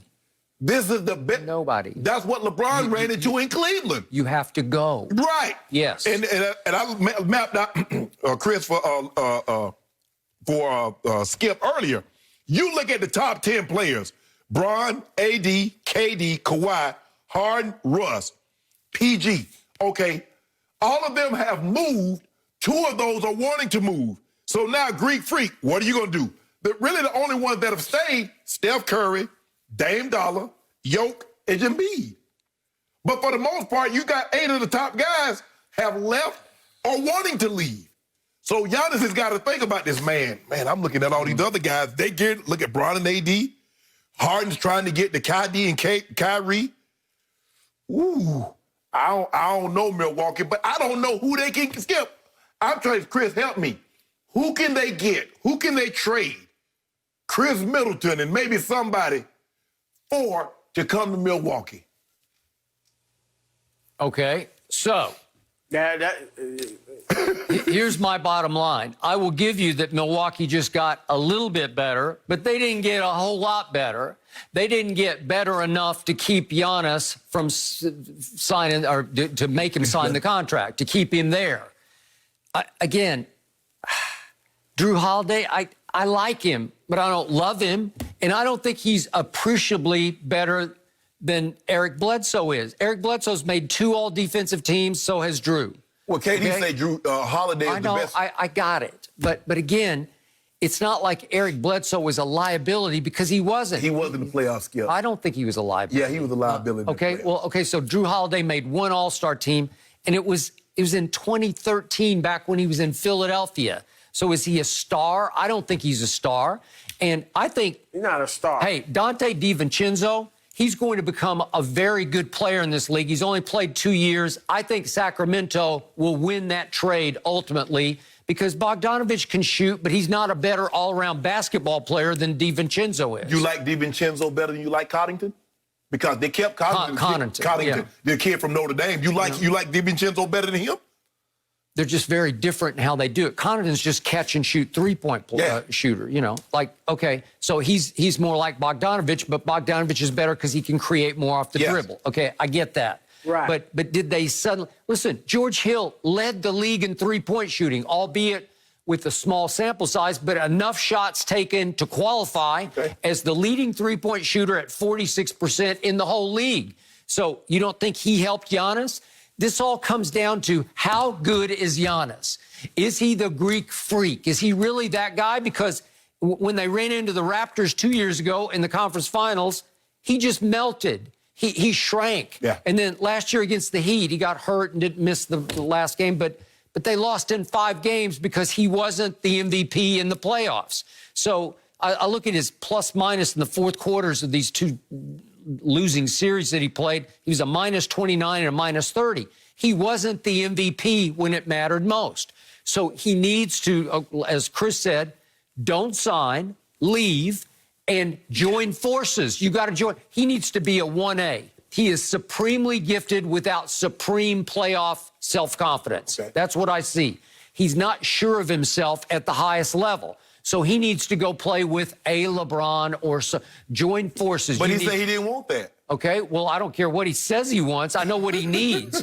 He needs to go find Dwayne Wade and Chris Bosh, or he needs to go team up with Anthony Davis somehow, whoever that is. What he needs to do is learn how to shoot the ball from the floor other than dunks and layups. All right. That would help. Okay, but is he capable of that? Well, Skip, he got to. Skip, you can't. They're not going to let you just dunk and lay the ball up in the playoffs. That's not going to happen. Okay, in these 2 losing series, he shot 55% from the free throw line. It's not good enough. Can you get better shooting free throws? Can you make 70%? What did LeBron have to do? The Spurs, the first time around, dared him. Say, we're not letting you lay it up. We're not letting you dunk on our head. Definitely no dunks. Okay, that was the law. So no dunks. LeBron had to get better at shooting the ball mid-range, and he worked on his three-point shot. He did. Giannis is going to have to go through the same evolution. I don't think he's capable of that. Well, Skip, the man's a two-time league MVP at 25. Well, look, they just went back-to-back. Yeah. They were best record in basketball 2 straight years. His three-point shot. Yeah. He improved, so he's up to 20% now. His mid-range shot, Skip. Yeah, I think he can improve his mid-range shot to a serviceable degree. Right. I also think he's got to play a little more in the post, because that's the whole problem. Even if you're in the post, you draw double and triple teams, and you can kick it out to your shooters. So he's just got to find something that when they cut off the straight line drives, you can go to. If it's the mid-range shot and playing a little more in the post, I think that could work. Look, give it a shot, one more year with these pretty good players. And then to your guys' point, if you can't get it done this year, you have to find that second star like LeBron. We don't want you now. We gave you an opportunity. We don't want you in L.A. So you can't come join us. We full. See, my guy, Skip, I keep telling you, the greatest key to survival is what? Adaptability. My guy, you cut the lane off, he hit you with that back down turnaround. You just won the bubble championship. We just won COVID championship. We just won another. It was cubic zirconia, and you're over there gloating like you got it all. It doesn't work and we drove around the bubble, too, like 3 or 4 times. We had the bus driver drive. Continuing, just over and over again in the bubble. Chris, thank you so much for joining us. It's getting interesting, and we will check in with you soon, I'm sure. No mercy. 2 of the most exciting quarterbacks in the league square off when Skip Sky, Kyler Murray, and the Cardinals take on Russell Wilson and the Seahawks. Thursday night football this week at 7:30 Eastern, 4:30 Pacific on Fox, NFL Network, and streaming on Prime Video. Well, the Cowboys are back from their bye week, and despite sitting in last place in the NFC East at 2-7, Dallas is still looking to make its move in a wide-open division. Andy Dalton was back on the practice field, and Mike McCarthy told reporters that the team had a, quote, pep in its step as it returned to work ahead of Sunday's matchup with the Minnesota Vikings on Fox. You know I'm ready for that one, Skip. Former Cowboys cornerback Orlando Scandrick is with us now. Orlando, do you believe a 2-7 team has pep in its step? Hey, they got a little pep because they're well-rested. When you're well-rested, you got a little pep in your step. It's like after you had that long weekend, when you got that 3-day weekend, that 4-day weekend, you got a little pep in your step at work on Tuesday. You know what? You ought to be ashamed of yourself. First of all, normally you have a pep in your step when you got something to look positive to. You know, oh, man, I can't wait to get back. Man, we 7-2, or we 6-3, or we undefeated. Ooh, man, I can't wait to get back to work. Do you see what they've been putting on tape? They 2-7. They do got something to look forward to, huh? Almost over. Exactly. So you ain't got no pep. That means the check's about to get stopped. The check's about to get cut off. To be realistic, some of those guys are playing for their future, so I'm sure they got some pep in their step. Some of those guys is playing for the long-term, livelihoods of their family, so they should have a little pep, but they're not going anywhere. You would like to see some progress, but I have zero hope. When I came out here and we started this thing, I said I had zero hope because of their defense, and now they coming off the bye, playing against a red-hot Vikings team. Yeah, they can have some pep in their step, all right? It's not going to end well. But I would have, I'd have felt better, Skip. If they'd have won that last game. Well, they should have. No, they played well enough, too. The referees took it right out of their hands. There you go. Well, you know it and I know it. So who you going with? Oh, my gosh. You going with Andy Dalton, you going with Bad, or you going with Gigi? Gigi? Garrett Gilbert? Yeah. I'm going with Andy Dalton. 3 Pro Bowls. First 5 years in the league, averaged 10 wins a year. But you just told me that was a long time ago. You told me Drew Holiday made the All-Star team. You said that was 2013. Yep. What years was that when Andy Dalton went to the Pro Bowl? It was a ways ago. Yeah, exactly. Yeah, I got it.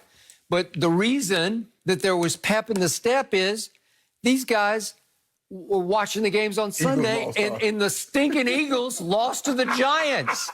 And the stinking Washington football team lost at the buzzer to Matthew Stafford and Prater up in Detroit. Yep. And even though Alex Smith played out of his mind, that was the unsung game of the week by what he did. Yeah, but the problem is that the Cowboys have been dominated by both of those teams. So what does that tell you? I'm not sure the Eagles really dominated them, but I'll give you that with the Washington football And now team. you got my first cousin. You saw what he did last night, right? Yep. Okay. The score wasn't indicative of what happened in Philadelphia, but it didn't do much of anything. Okay, here's the point. If you look hard at what's going on as of yesterday off the Sunday games, if you look at remaining schedules in the National Football League, the Cowboys, off Sunday's results, had the easiest remaining schedule in the whole league. I'm talking about if you just add up the one-loss records of remaining opponents, easiest schedule left was Dallas's. That changed last night with the win by Minnesota because it increased a little bit. So now they fell to number 2 easiest. But again, the Washington team is 9th easiest. And then you have to go all the way down to the Giants at 28 and Philly at 29th. Okay, so my point is it's set up right now for the 2-7 Dallas Cowboys to make the best run. They have the most winnable games left. Not Minnesota. They're going to get trounced. I mean, Dalvin Cook will run them off the field, even though they played the run very well against Pittsburgh. Yeah. They held them way under 100. Well, the thing is, but Minnesota, the difference is between Pittsburgh and Minnesota. Gary Kubiak, who's my offensive coordinator, played with. Skip, he was committed. They stuffed him last night, but he wasn't getting away from the run. And Well, Kirk Cousins, first cousin. He wound up with about 3 yards a carry. He did. Just barely over 3. Exactly. Okay, but he got 30 carries. Right, but you got to stick with it. Just the threat of it. Because in order to stop the run, you got to sell out. Well, you sell out to stop the run, now you got play action, and that's what Cousins was hitting them with, the play action. Okay, I got it. So I'm giving you Minnesota. There's no way, no how this will be this Sunday at Minnesota.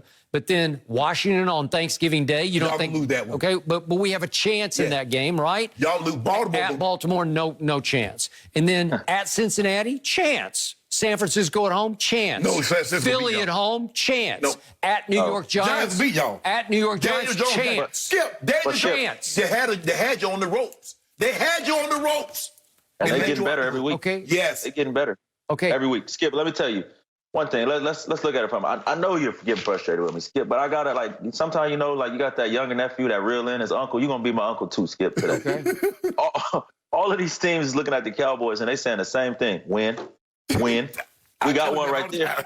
We got us one right there. And it's like, I know we want to keep having hope, and they give you a little hope and they play hard and they lose, and then they come back and they get blown out. And I know you want to just get put out your misery, but you watch all these other games and you feel like you have hope. And I just feel like the Cowboys don't have one thing that they can hang their hat on and say, this is what we're going to ride out to the finish line. And that's what doesn't give me any hope. Okay. They do have one thing they can hang their helmets on, and that's right now they got the 3rd pick in the draft. And if they do lose all those games that Shannon Sharp said they're going to lose, if everybody on the schedule is saying win, if that's true, I don't know. My team, if it loses out, could it have the 2nd pick in the draft? It could. Yeah. Okay. That'd be better than winning 2 or 3 games. I got it, because if you win, quote unquote, the NFC East, you get a home playoff game in which you will get blown off your home field by Tampa or Arizona or somebody. New Orleans or something. Somebody's going to come in and just clean them out. Somebody's going to embarrass them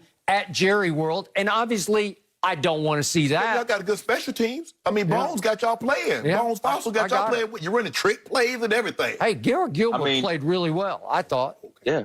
But when you don't have no expectations, it's much better to say really well, because when the expectations is low, anything you do is getting a pat on the back. I think the Pittsburgh Steelers are a team that is like a naturally slow starting team, and they just kind of coasted through the Cowboys. But now you're going to be facing the Vikings, who are a team trying to get back in this thing. They're playing with some real pride. They're playing with some like they're going somewhere. They look like they have taken off. I agree. But didn't you, as an ex-Dallas Cowboy defensive player, didn't you see some signs of life and hope in the Dallas defense against Pittsburgh? Because I sure did. I did. I seen some signs of effort, but every time they needed to stop, they did what they always do. Didn't get it.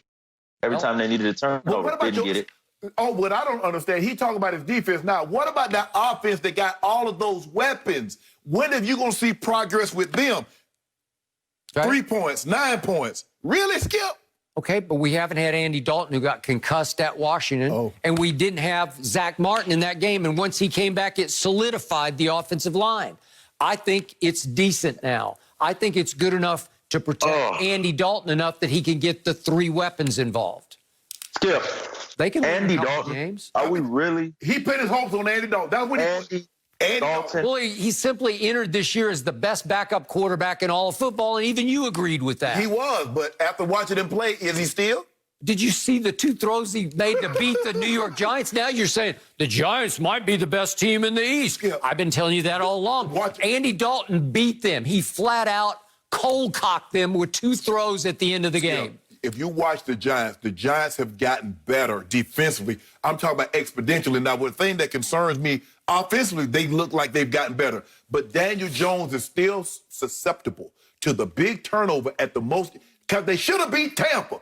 I don't care what you say. Oh, they had Tampa on the ropes on Monday night. But the GOAT said, nah. You know, they said, no, Daniel Jones says, here, let me give you the ball. But, Skip, I agree with Owen. I've been telling you this. While you looking at everybody else's schedule like, oh, they can beat this team, they can beat that team.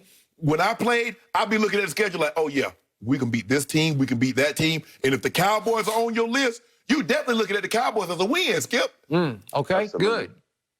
But Sharp, I mean, when you get to scoreboard watching, tell them that you scoreboard watching, you're done already. Yeah. Scoreboard watching is the worst thing. It's like, oh, if we get a win today and this team get a loss, then this may happen. It's like everything with the Cowboys start off what somebody else is doing. Right. They don't start off what they're doing.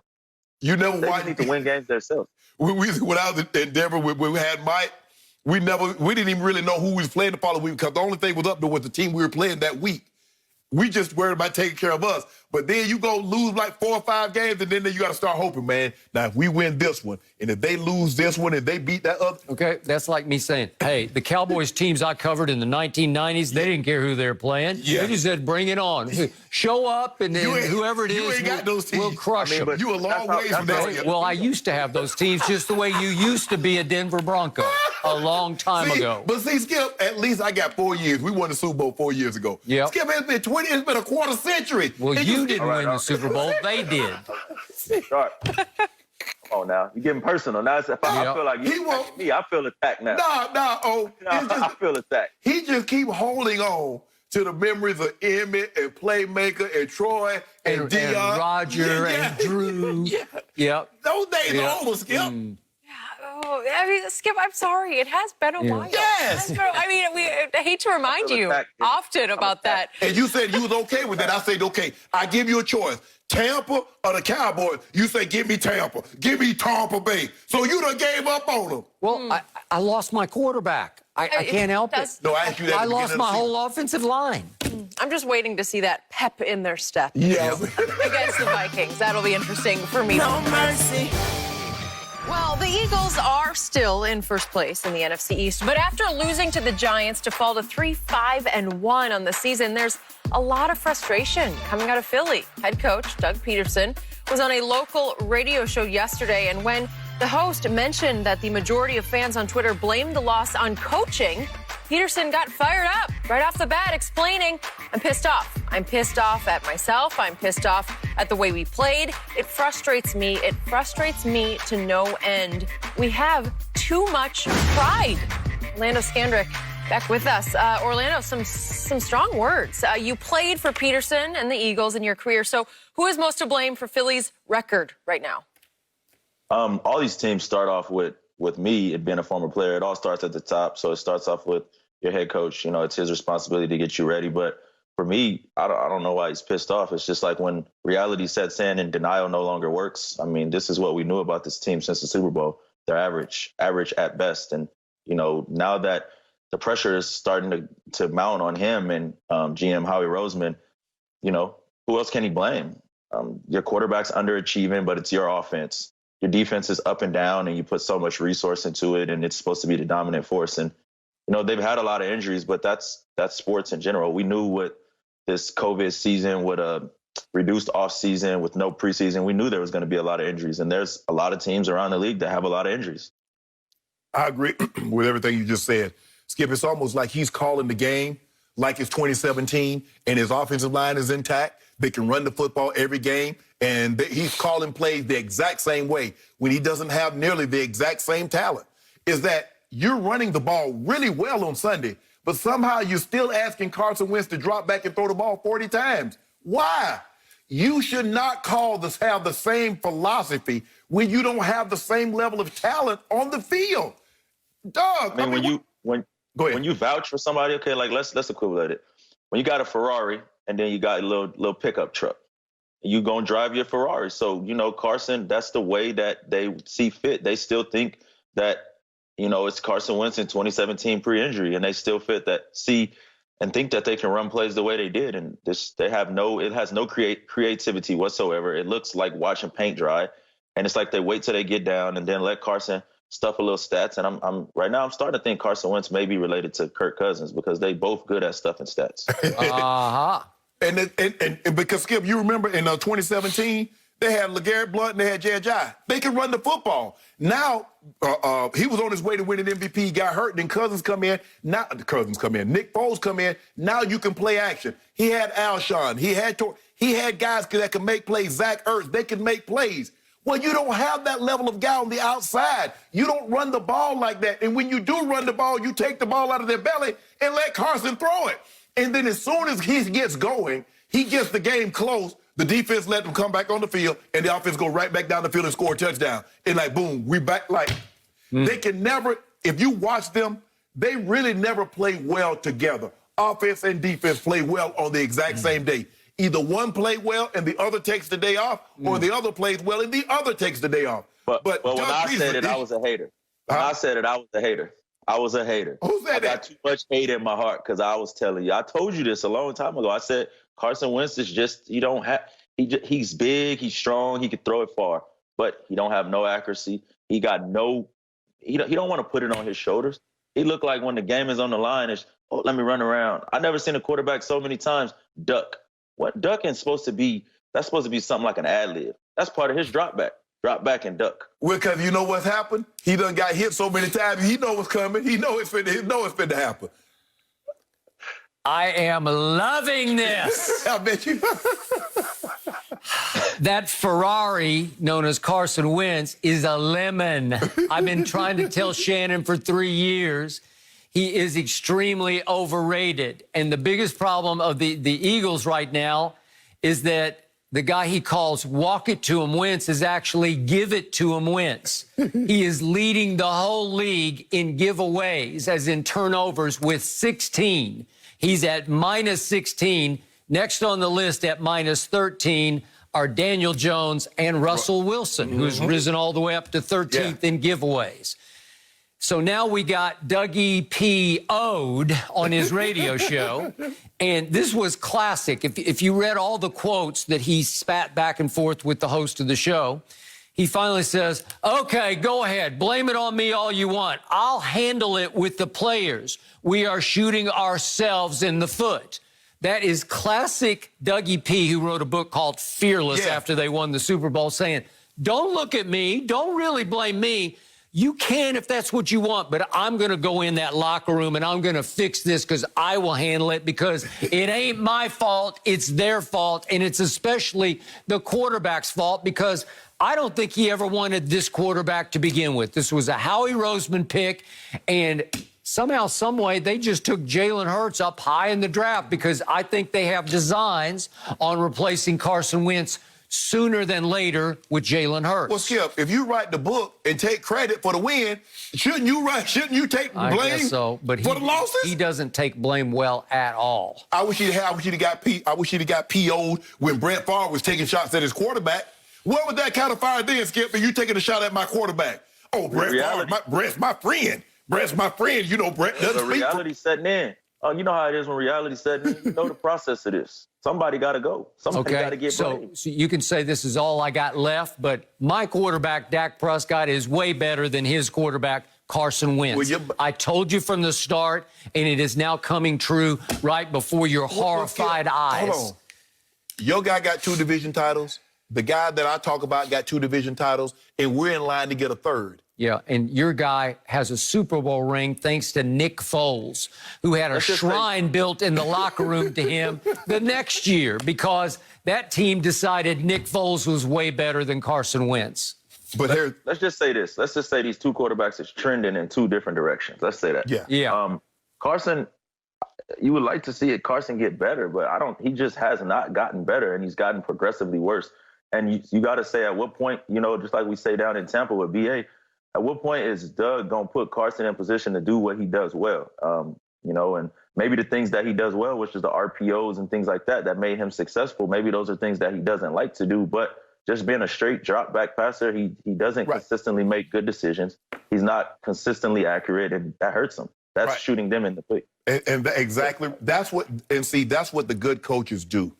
You call plays according to the quarterback, but it's my system, you run my system. I got to call what you're good at. Skip, Aaron Rodgers cannot run Baltimore Ravens offense. But you wouldn't ask Lamar Jackson to run Patrick Mahomes' offense. They're two different players, and so you call plays accordingly. So you call, well, this is my offense. This is what I did with Nick Foles, and Nick Foles can handle it. Okay, fine. But that's not what he's good at. What is he good at? What can I take advantage of that he's really good at that can help our team win? You just don't call plays, well, I'm just calling plays. The plays on the sheet, let me call this. But you got to look at the talent that you have. He mentioned something very interesting. He said, we got too much pride. He ain't mentioned nothing about no talent. No. I mean, all of you guys, look, we're too talented of a ball club. But are they still the most talented team in the East? Yeah, they are. They are. Not on paper, maybe, but you know, you just see Alshon has been hurt. D-Jack hurt. Ertz is gone. Wait a second. Fletcher Cox and Brandon Graham. Let's start with those two. Okay, you talk about defensive side, but on offense, they're a long way from being talented. But Lane Johnson, isn't he back? He's been in and out. He's in and out. And you got the best offensive lineman, Brooks. He's out. Your left tackle wasn't even supposed to be playing left tackle. As a matter of fact, Skip, you released him. Because your left tackle that's supposed to be in there, he got hurt. So they are a hodgepodge on offense. But, hey, Dougie P, you got all the credit. Oh, Philly special. Oh, you got to be fearless. Well, right now you're coaching foolish. Let Wentz do what he does really well and go from there. But I don't think that he even knows what he does well. It's been so long. I got to go watch the History Channel to watch some Eagles success. There you go try to take a little shot. Take a little shot. Agreed. You just gave me so much. I had so much hate in my heart. And you got a little bit. I mean, you still got a little bit in there. I don't got no hate in my heart. I just turn it on Sunday. Watch the Eagles on Sunday. Get some love in my heart. Hey, brotherly love. Philly should have run away with this division. You know it, and I know it. And now it's come all apart, and I am loving it. I don't have much left with my team, but neither do you. That's okay. Well, I'll root for the Giants then. Oh, really? That's going to be anybody other than Cowboys. Since when? Orlando, thank you so much for joining us today. We appreciate your insight. No mercy. Well, the Saints are still atop the NFC South with their win Sunday, but the victory came at a price. Drew Brees left the game at halftime after taking a big hit in the second quarter, and yesterday it was reported he suffered multiple rib fractures and a collapsed lung. Backup Jameis Winston finished the game at QB. Head coach Sean Payton wouldn't speculate on who will be under center this weekend against Atlanta. So, Shannon, these latest injuries lead you to believe that this is Drew Brees' final season. Oh, yeah, it was always going to be his final season, Skip. He was just hoping he had enough gas in the tank to get him to the finish line. The one thing we do know as we start to age, the injuries, Skip, they come with greater frequency and they last longer. That was a routine hit, Skip, and you see what happens. I mean, we just saw Nick Foles get slung down last night, Skip, and it was his back or his hip. That's why Tom Brady, Skip, when Tom Brady got slung down by Khalil Mack, you see what he did? Bro, don't do that. He did not like it. No. But he did get up from it. But it just goes to show you just how fragile. Skip, those guys don't lift weights like the other positions lift, and they don't have shoulders and all that other stuff. So when they get taken down like this, I didn't think he got took down that hard. Well, Contavious Street didn't fall on top of him. They flagged him anyway for roughing. Skip, you can't throw a flag because the guy got hurt. It's got to be an egregious act, and that was not. He landed to the side. Yeah. Have you heard of a quarterback having multiple fractured ribs on one hit? No. Because I have not. Not especially a hit like that. That's a bad sign. Yeah. And I also thought Drew, for the first time in a long time, as I've watched him, he just froze and took the full shot. And again, he didn't fall on top of him, but he took the brunt of the shot without falling first. Right. The thing Brady does best, and you ridicule him for it, he ducks and covers. Yeah. When he sees it, because he's got genius, he sees, I got no shot here. I'm gone. Yep. I am down. Yep. I am going to go into fetal position, and I'm not going to take that kind of hit. He got ragdolled obviously by Khalil Mack in Chicago, and he was furious that and again, Khalil got flagged, but also there was a holding call that nullified. Okay, but the point was, on this hit, so much went wrong that it even collapsed his lung. I've never heard of so much damage off one hit. But Skip, but you see what he did? If you notice, he wraps him up. So he pins him. He did. So he can't move, he can't get anything. And that's the quickest way to dislocate a shoulder. Drew's been fighting a bad shoulder already. Right. So remember, that's how he got to New Orleans. He's just going to try to make it to the finish line. It's hard to end on that note with an injury. All right, well, we'll have to get well soon, Breezy. Yep. For Drew, that is it for Undisputed today. Good stuff, guys. We're back at the same time tomorrow morning. Have a good day.